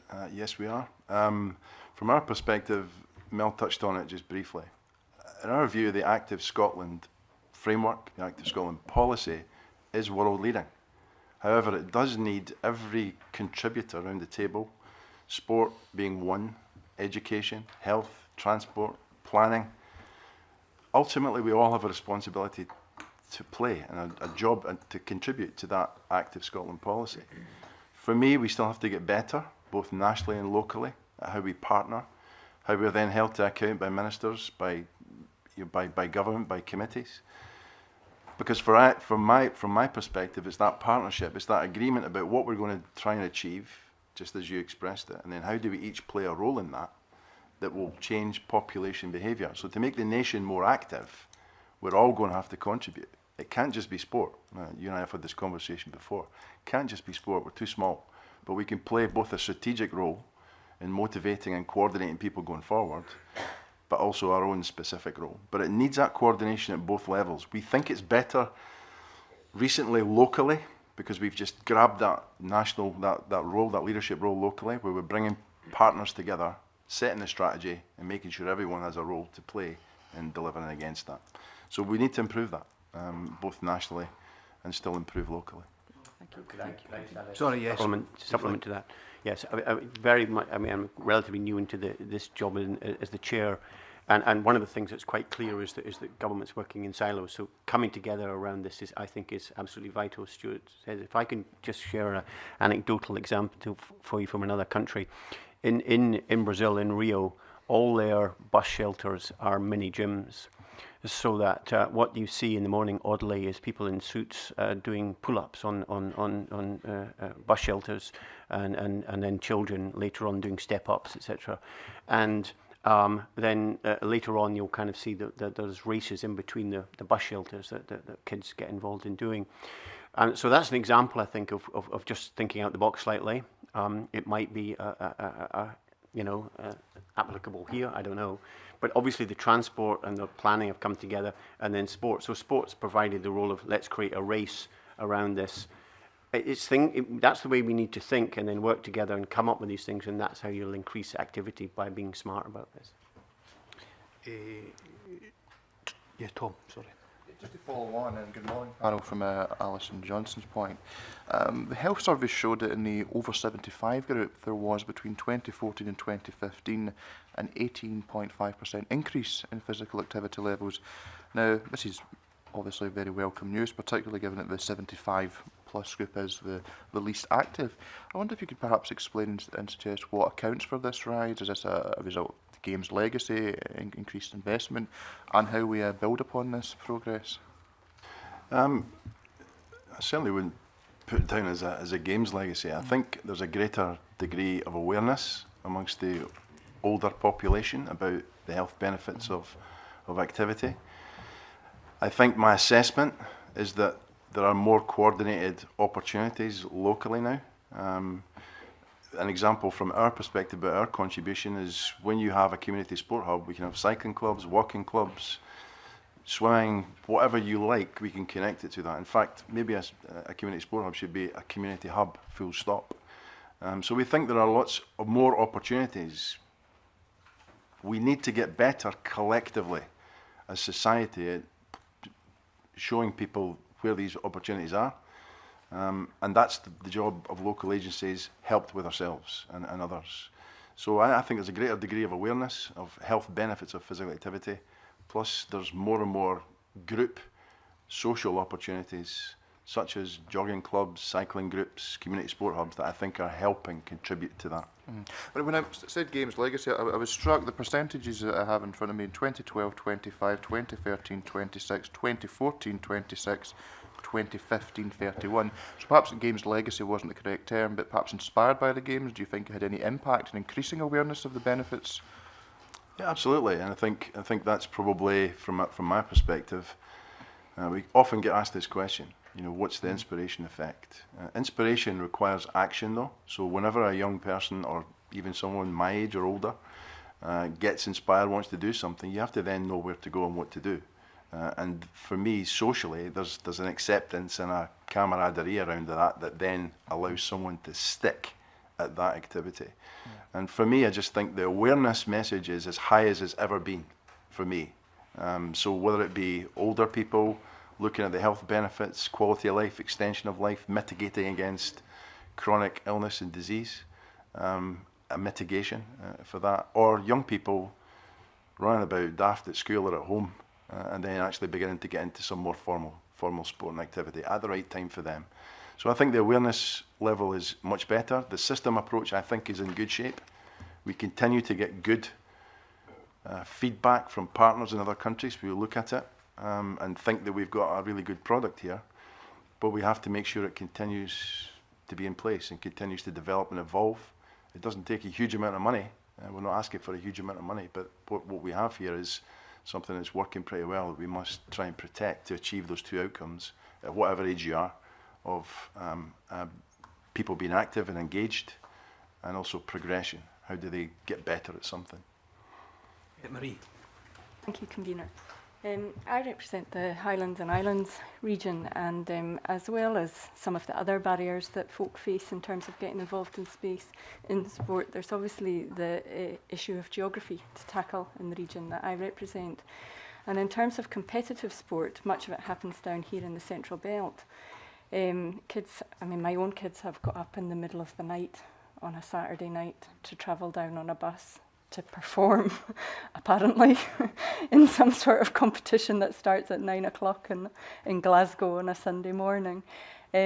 What are your aspirations for encouraging participation from the whole of the country? I know that the islanders face a particular challenge in terms of expense, in terms of participation. Yep, really good question. I was just up in Orkney at the weekend at their Sports Awards. Great social gathering, great celebration of all things that are good. A couple of answers to your question. One, we're trying to build infrastructure on the island. I'll just focus on the islands for a minute, then we can come back into maybe some of the rural questions. Build some capacity and some infrastructure on the islands, both in terms of facility, access and expertise. So we have, over the last 10 to 12 years, I would probably say, I've been really committed to all 32 authorities, to be fair, but we've specifically looked at the island communities as having a real challenge. We have had some discussion recently with the islands. Where you've focused your attention? Is it mainly the Northern Isles or all over? All over. Well, the main focus for us has been Shetland, Orkney, and the Western Isles. We recognise there are other island communities. There's more islands. Yeah. There are islands. There are other islands there, but that all, to be fair, that will all come in under that local authority. So in Argyll and Bute, we will cover the islands there through their strategy. So we don't, hopefully, exclude anyone. So building that capacity in local communities, we think, is vitally important. We have, from our perspective, looked at ways in which we can help talented athletes or those on that performance pathway with that transport to competition off the islands or from deeply rural areas. We require the help of ferry companies, the air services, all of that is part of that solution. So again, that integrated approach is really important. We have had some discussion with the island authorities about clubs and schools coming off the island, but that's a bit more challenging because the affordability of that would be quite difficult across the piece. So we think we've done a good job in helping understand what the needs of the communities are, and for those on that talent pathway, we're just putting another tranche of support in place that will help probably 60 athletes, not just from the islands, but from Highland as well, to kind of get to those training sessions at that level. Will help them take them to the next level. So we're well aware of those needs locally. Thanks. And can I follow on from that? Yep. Just in terms of the accessibility of sponsorship and funding to all. So in the village where I live in Strathpeffer, there's massive, cycling's huge, brilliant, easy access to good mountain biking facilities. And there's a couple of young lads in the village who have taken that to a next level, and both are competing at a very high level in cycling, both nationally and internationally, one of them. Now, one of them has a disability, and it's much harder for him to access funding and sponsorship than it is for the other lad in terms of making progress to that elite level. And I know the news story yesterday about the female boxer, it was all over the news last night about this promotion guy who's been, again, women doing that type of sport for his whole life, but is now won round by that lassie. So I think it's difficult for women to gain funding, and my daughter was a brilliant footballer, but she'll never manage to make a living at it.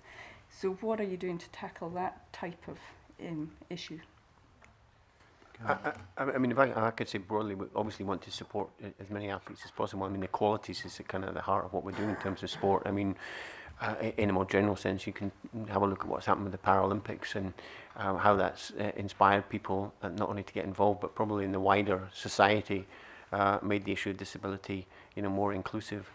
I do think, however, on the issue of sponsorship, that it's really poor in Scotland, the level of private sector support that comes in. If you compare it to other countries, it's way behind. And I kind of think that we are doing really well with sport, and there's more we can do, not just at the community, but at high level supporting athletes, and the sponsorship levels and support from the private sectors is really poor. And that is something I think we will want to have a look at to see how that we can do this, because there seems to be a view, the government just does all of this when of course it can't. So having the private sector come to the table, I think would help enormously. I don't know about the specific cases of what you're doing, but for us from on Sport Scotland side, we would certainly want to support the two people that you're talking about and do so in the best way that we can. In some cases, it probably depends a little bit on the standard in that event as well, because there is a bit of a cut-off. Once you reach a particular standard, it does unlock more resources and more help from the system. So whether it be, I think one of the challenges is that he started out as a mountain biker and that isn't a Paralympian event, so he's having to convert to a different kind of cycling. Yeah, and you know that is. I had a conversation with a young lad who has actually got some significant disabilities, but he boxes, and there is no obviously outlet for that, but he still wants to box. So we can help where we can with those local opportunities and try and improve the coaching in the club to help him specifically. But there is no Olympic or Paralympic outlet for. Well, but he's in a coaching group. Yeah. His coach is based in Manchester, but he still has to trek on the train Yeah. with his bike down there. Yeah. Which is tricky. Mm. Thank you, Convener, and good morning to the panel. What I wanted to specifically ask about was with regards to the school estate and primary schools specifically.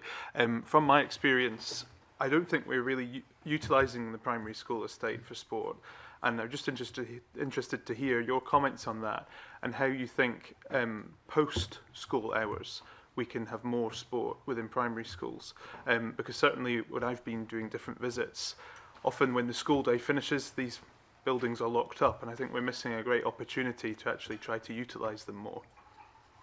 Well, probably start with giving a bit of an aspiration of mine that the schools become community hubs and they become a focus for sport, for other activities, in a very programmed way, making sure it's very clear just where the opportunities are and that people can get into those. We did a study a few years back which showed that the school estate was 95% available. So that means, in terms of definition, there's someone there to look after the building and to open and close it, look at health and safety.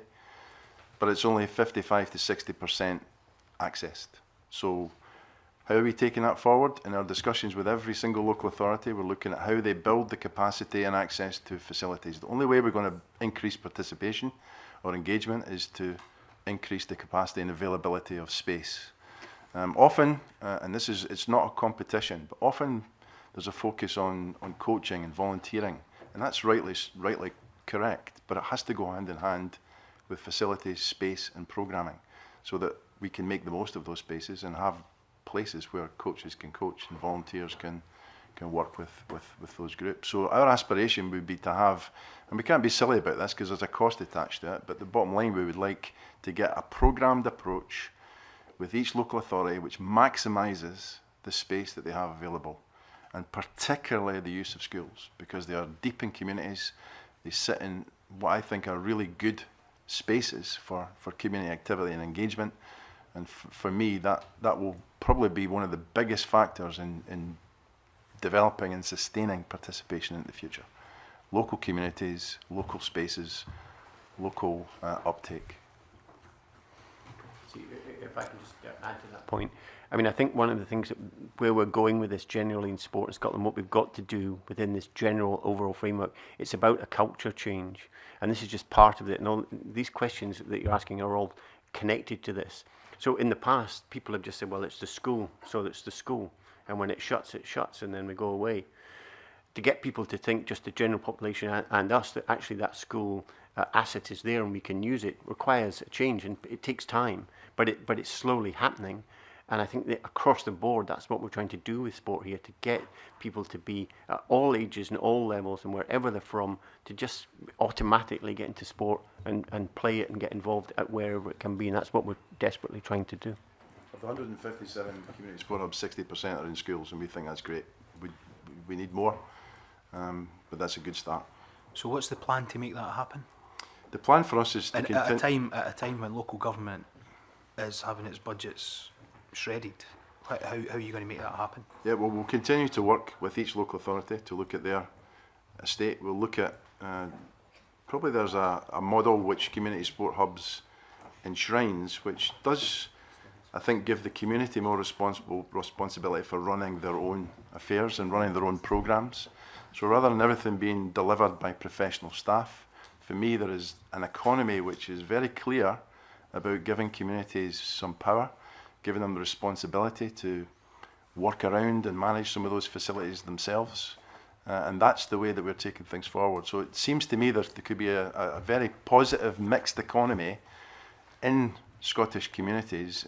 In every local authority, I don't see any reason why it could be in every local authority, where there's an element of programmed and delivered activity through professional sources, and also community-driven facilities, programmes, clubs, community sport hubs, where they are doing a lot of the staffing themselves around their own clubs, which is what people do around clubs anyway. But what I'm asking is that going to be running magic beans?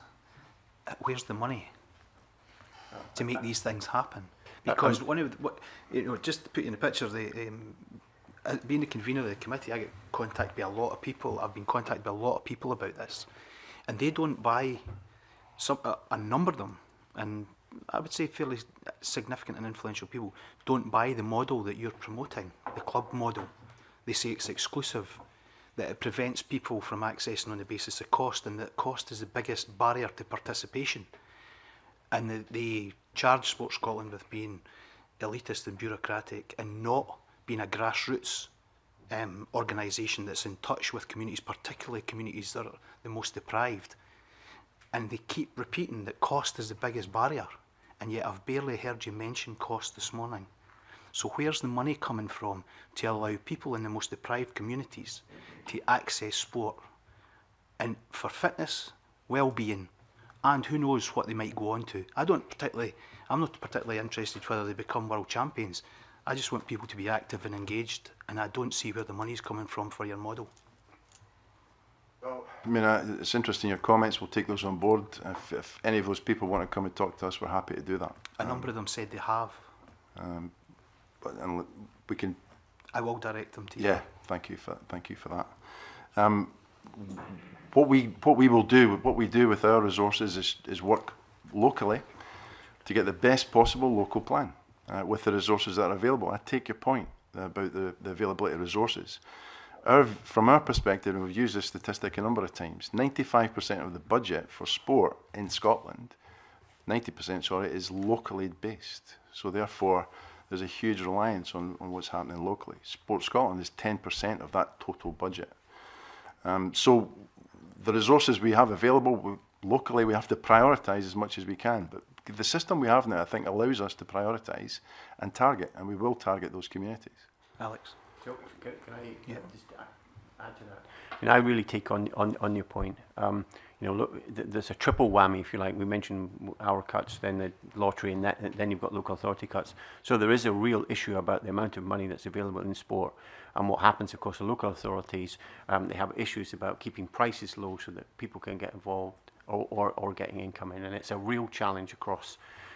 We would want to get to a system where everybody can participate in some level. So the issue about lack of funding in the sports system, be it in local authorities or us, is a real challenge. You're absolutely right about that, and that's something we have to address.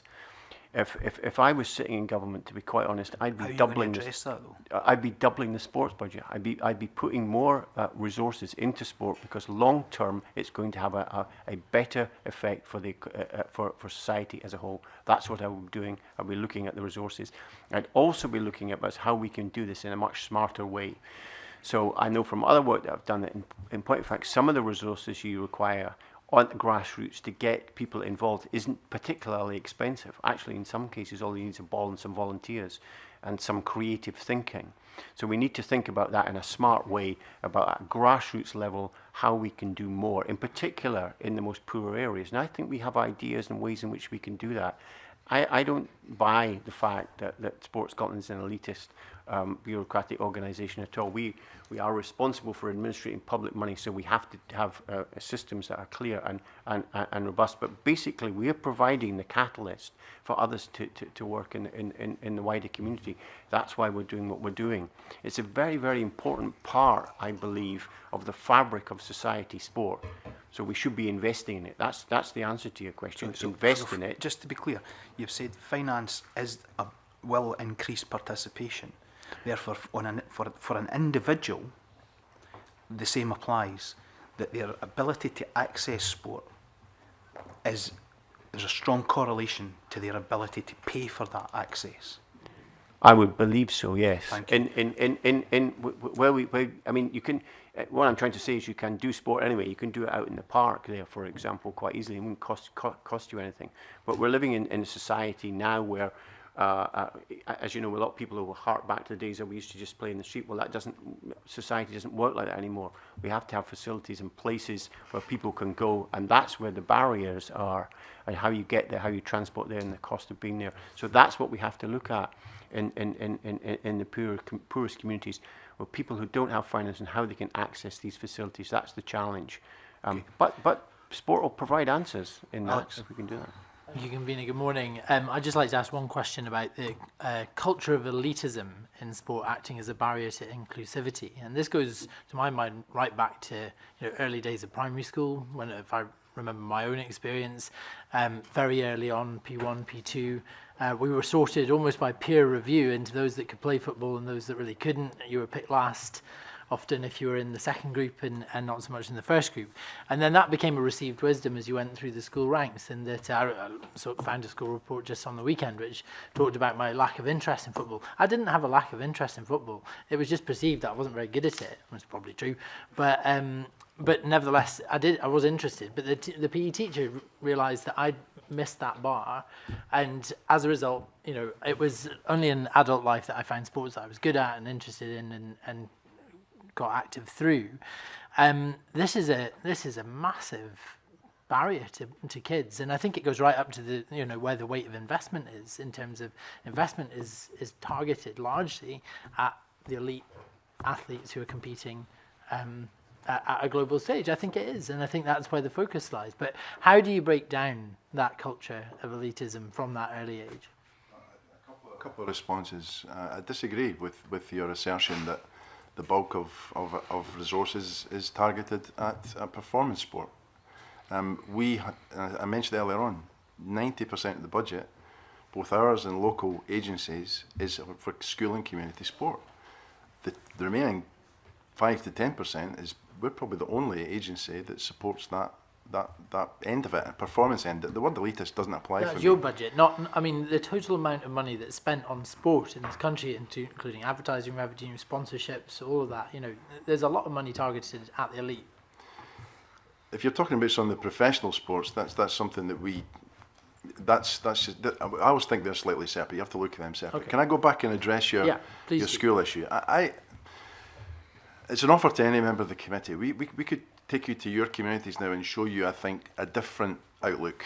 Our aspiration, what we see happening now in schools through integrated physical education lessons and programmes, secondary PE teachers working with primary school teachers, the emphasis in those classroom sessions and those curriculum sessions being on equality, everyone getting an opportunity, having fun, but also learning.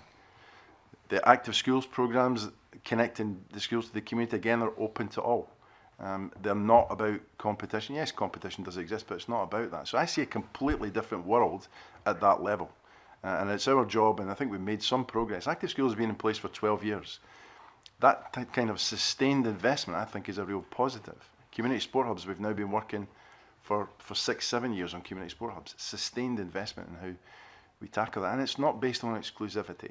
Our ambition is to get every single child capacity withstanding, because that's the one thing, back to the question you asked earlier on, the capacity is one of the issues that we've all got to focus on, people and space, to try and get more people active. But I would, as I say to anyone around the room, I'm happy to come and show you in your own communities the difference in that aspect. I'm not saying that wasn't your experience, but for me, I see a different thing now in schools and communities across Scotland.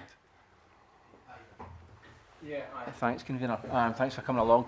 A couple of things I wanted to touch on. Just firstly, before we leave the issue around about schools, is there an issue there? You can tell me to what extent this is true.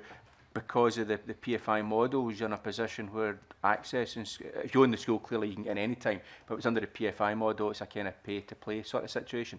Is that an issue, that is one of the issues that prevents access in those facilities? It has been an issue. I don't think it's as big an issue. Right. I think there are schools that have been funded by whatever means. I personally don't look at that too much. Sure. I just want the space accessible. And if there are difficult conversations to have, that's what these strategic partnerships are locally, about having those partnerships. I think there's a lot of schools that have been built like that are now accessible. There may be others of the older fraternity that may be slightly more bound in contractual stuff that's more difficult to get around. But we're constantly, I can assure you, constantly working to improve that capacity in every single authority across the country, regardless of how it was built or funded. So those contractual arrangements are getting challenged where it needs to be, yeah? Yep, absolutely. Okay. Yeah, I mean, it was just to go back to something you said right at the start, round about the Active Scotland framework, I think you said, and you made some big claims for that being a kind of world-beating system, etc. Do you just want to talk a wee bit more about how that kind of works and why you see it as being so advanced in terms of how everyone else in the world does this? Well, it actually came about 3 or 4 years ago when, from our perspective, we felt that sport in Scotland was being asked to do its own job plus a whole host of others. Now that's great. We'll take that on where we can. But with the resources we have, the challenge is probably too big. My professional and personal view is that if you're going to look at changing behaviour and make Scotland an active nation, it needs a policy which is very clear about getting from one end. I'll give you the two ends of the spectrum. There's a whole bunch of things in the middle about the inactive, getting them more active, right up to those who are involved in performance sport. In the middle, there's skill acquisition, but how do we give people, it doesn't matter their age, the ability, the tools to actually participate at the level they want to participate at. There's a whole dashboard of measures in there. Yes, some of them are flat. There's not many going the wrong direction. And for me, there was a survey that came out recently which said that in infrastructure and policy terms, Scotland was in second place. We still have to make sure that that is connected to actual impact. And my belief, and it's something I've been talking about a lot, is we will only achieve that when the partnership of portfolios of sectors, health, education, transport, sport, and anyone else who can contribute actually come together to work in a coordinated way to make that happen. And then we'll begin to see things. But having the policy and actually the infrastructure and many of the measures in place as a first principle, I think is fantastic. And rather than expecting sport to do everything on its own and cover all of those areas with the resources we have, this is a much bigger corporate, societal, public sector driven. Yeah, hopefully we'll get some commercial support as well, but public sector driven and led for communities and the people of Scotland. I just think it's got real opportunity, but we've got to realise it. And we've been continuing to talk to our minister how important we see that, and if she can have influence on other ministers to bring some of that together. Okay, thanks. Thanks, Aidan. Richard. Thank you, Convener. I actually had a meeting with a local amateur football team on Sunday night, and basically, if we go down to the cost, basically, there's a lot of clubs out there who, when members get together, they'll chip in £1, and that pays for what. So, people, there's a lot of good clubs out there that are doing a lot of work. Let's talk about cost. How are we compared to other countries and the charges that have been made for people to access? You've got a lot of, in my local authority, you've got Passport to Leisure. You've got, they actually have the local authority sport has actually increased in North Lanarkshire over the last number of years. So, cost-wise, where are we compared to other countries? It's kind of difficult to compare like for like. We don't think we've got that data, but we regularly look at costs. And again, we've got a number of reports over years that will look at the cost comparisons across the different parts of Scotland, and we can make that available for you if you wish as well. The cost can be an issue, and when that happens, I think people locally should go and ask the question, why? We're happy to be involved in those conversations because we think sport, physical activity will only be successful if there's a transparent two-way conversation locally. We will help to facilitate that, and we'll try and make sure that there's an answer given. one of the things, just another example, recently, but I was up in Shetland, we just put in and helped add to an indoor space, a new indoor 3G 60 by 40, which for the island of Shetland, I think will be fantastic. Lots of people were a bit sceptical about it being expensive. But one of the side benefits of this early use is that the groups that have been going along, they found themselves expanding because people really loved the opportunity.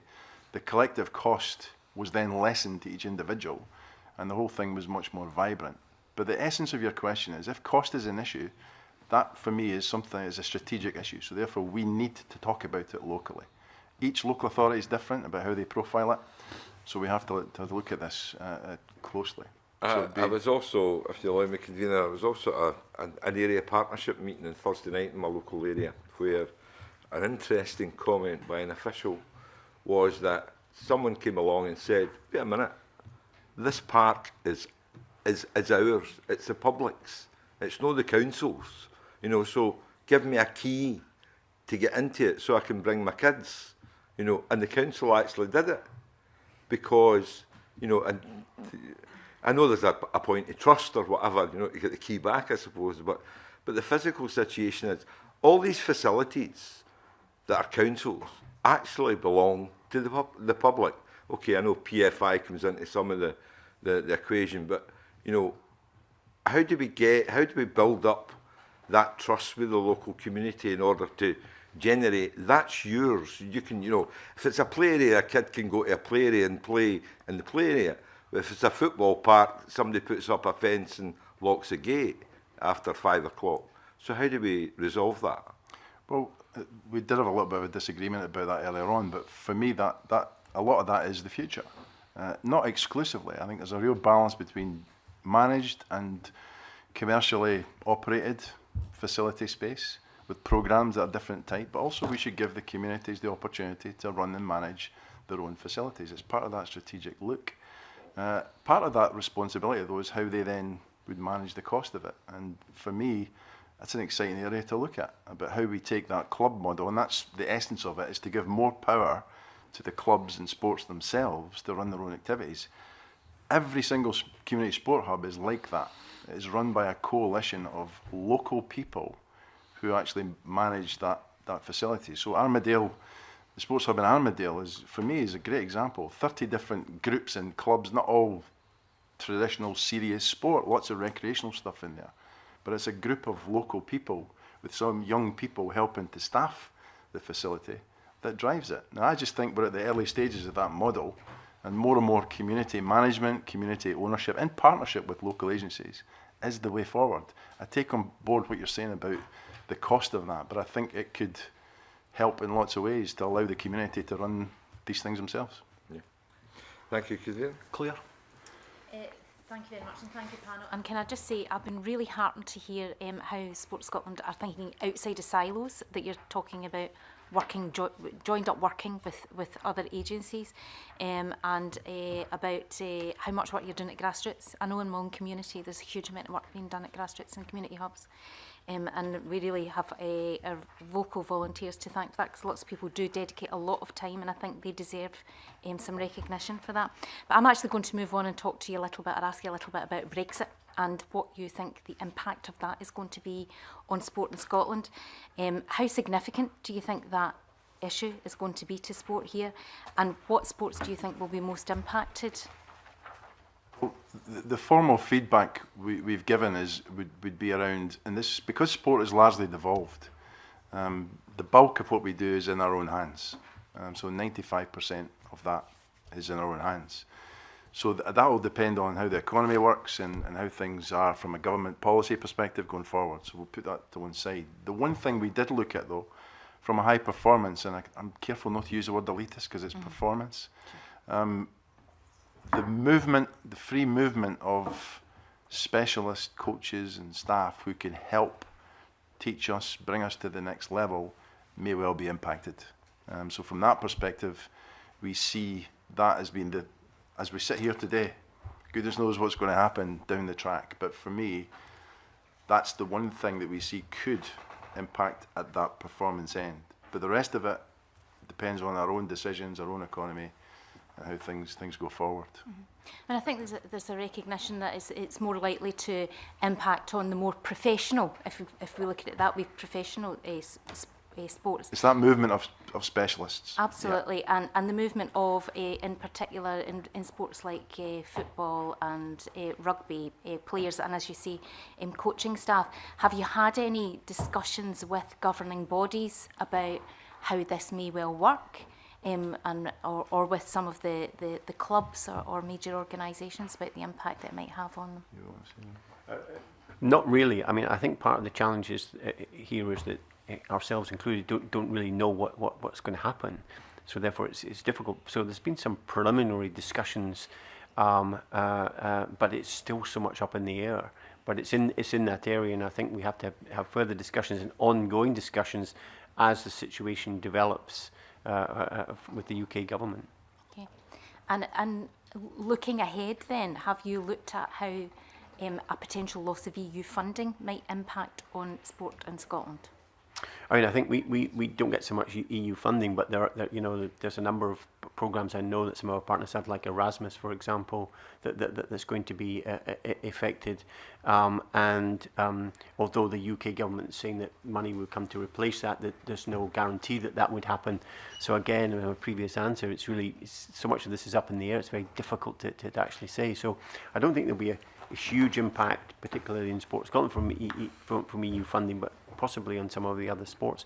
But I think it's an area that we have to create, some focus on going forward. But as you know, the situation changes kind of week on week, so it's difficult for us to give a definitive answer.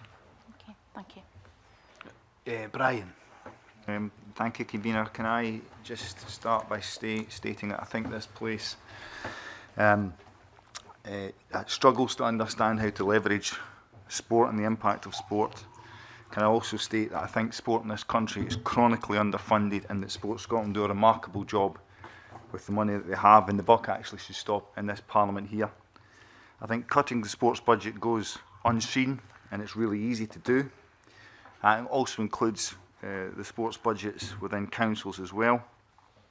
Speaking to your point, convener, about the cost of access to sport, there is undeniably a cost of access to sport. I'm thinking specifically from, I was in the indoor arena at the Emirates last night, which is smack bang in the middle of the east end of Glasgow, and it's £3.50 to get in. So although we have some phenomenal facilities, there's a struggle to access, and you're absolutely right.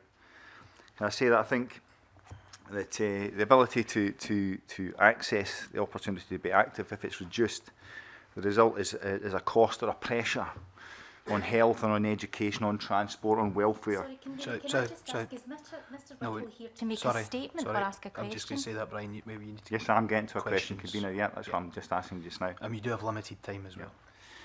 In other words, cutting the sports budget is, I think, is a false economy. So to ask you, Mel and Stuart, if you were properly funded over a longer term, how would that impact the way sport's done in this country? I don't know about properly funded. I'm a kind of believer you need to invest in sport, and what will happen is you'll get long-term benefits. So it comes part of the overall Active Scotland framework. We have greater input there. But then you can start doing more initiatives. So you could start to say, if you had more money, you could say, right, we're going to subsidise access into arenas, as you mentioned, for certain people on certain income levels or certain areas where it's costing £0 to come in, so that they're actually encouraged to come in, and if they don't have the money, they can do, but you're required to have funds to do that. So I think increased investment in sport across the board will have greater impact in all aspects of society. So you'll get a healthier nation, more active nation, more people participating, and we could put funds in the appropriate places in the same way that we're doing at the moment. The system we have, I believe the system's right. That's why other countries are starting to go, what's going on in Scotland is really interesting. And to your first point in your comment, this is something we should be really proud of in this country. It's something we should be talking to the world about. Hey, this is what's going on here on a relatively small budget, and actually impacts have been made. You've got to remember that this health challenge is a global one. It's not just Scotland, it's everywhere. And we are ahead of the game. People are starting to notice it. So we should be investing more, in my opinion. I'm bound to say that. I'm sitting as the chair of Sport Scotland, and I'm sure other organisations would as well. But I just fundamentally, passionately believe if you make Scotland a sports nation, the benefits to society will be really, really significant. For a small, tiny investment, you get much better, times 10, times 20 back in terms of the impact for your society. Yep. Can I also ask, you've been asked a lot today about the targets around participation, etc. My question is, do you have sufficient resource to hand to give an in-depth report that's being requested here in this committee? We have a lot of information, Brian, and I think it would be good for the committee to have a good look at that. And then if there are gaps, then we'll look at how we fill those gaps. We take a prioritisation approach to that, though. So those areas that we think we need to look at, we'll look at them anyway, because they're really important. I guess if I have to go back to that system approach, we've got so much belief in that system approach that it has to be the group of partners collectively. And I think there's some mileage there where all of us together could probably look at how measurement actually happens across the piece. So, could I raise just a point there, because I think it's important. On that system, the percentage of children who meet physical activity recommendations 2014 to 2015 has gone down for boys 2.5%, girls 5.5%, and all children 3.9%. Is that evidence of a system that's working? These statistics they're there, they're in the public domain. What we're seeing in schools across every school we look at, and again we'll pull out every single one to look at them, about how we improve on the results from a year-to-year basis. But you've sold us this morning the system, and that the system is excellent, and that everybody's looking at this across the world and all the rest of it. But the evidence of its impact on children is that the system ain't working.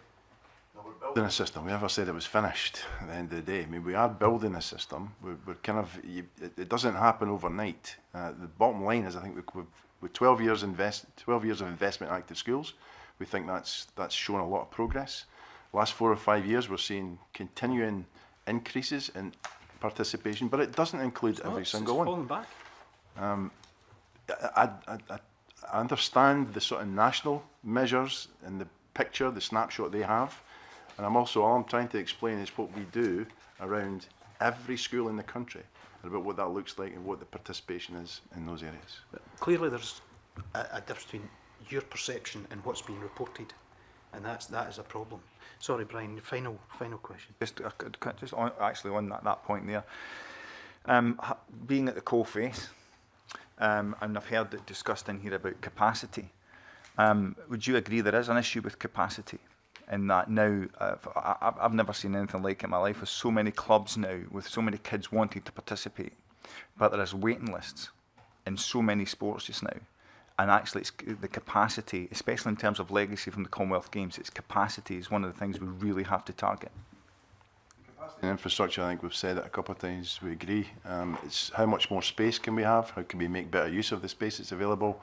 And do we have enough people to look after that? And we'll continue to try and build that and go in that positive direction. It will always be an enabler. If you don't enable, it doesn't happen. You don't achieve the outcome. So people and places, space, enable participation and progression. And that's what we think needs to be continually worked on. The average volunteer will last 3 years, and then they'll move on and do something different. So we have to keep refreshing that and working to make it better. Okay, thank you very much, gentlemen. Could I just kind of add very briefly? Yeah, just thank you. Just to your point, and picking up on Brian Whittle's point, is that I would challenge some of the figures that you're talking about. We will provide some figures to the committee based on what we see as increased participation, particularly amongst young people. And there is an issue around capacity. I know, for example, anecdotally in Glasgow, gymnastics has suddenly taken off. And there's waiting lists to get in gymnastics. All these kids want to be gymnasts, which is a really, really fantastic story. So the feedback we get in terms of participation is very positive. So we have to sit down together and have a look at how these figures are being... Scottish Health Survey. I know, yep, I'm aware of that. How they're arrived at, and our figures and sit down and compare and contrast. And certainly our view is that participation is increasing in all age groups all across the country. Okay, gentlemen, thanks very much for your evidence this morning. As agreed earlier, we'll go into private session now.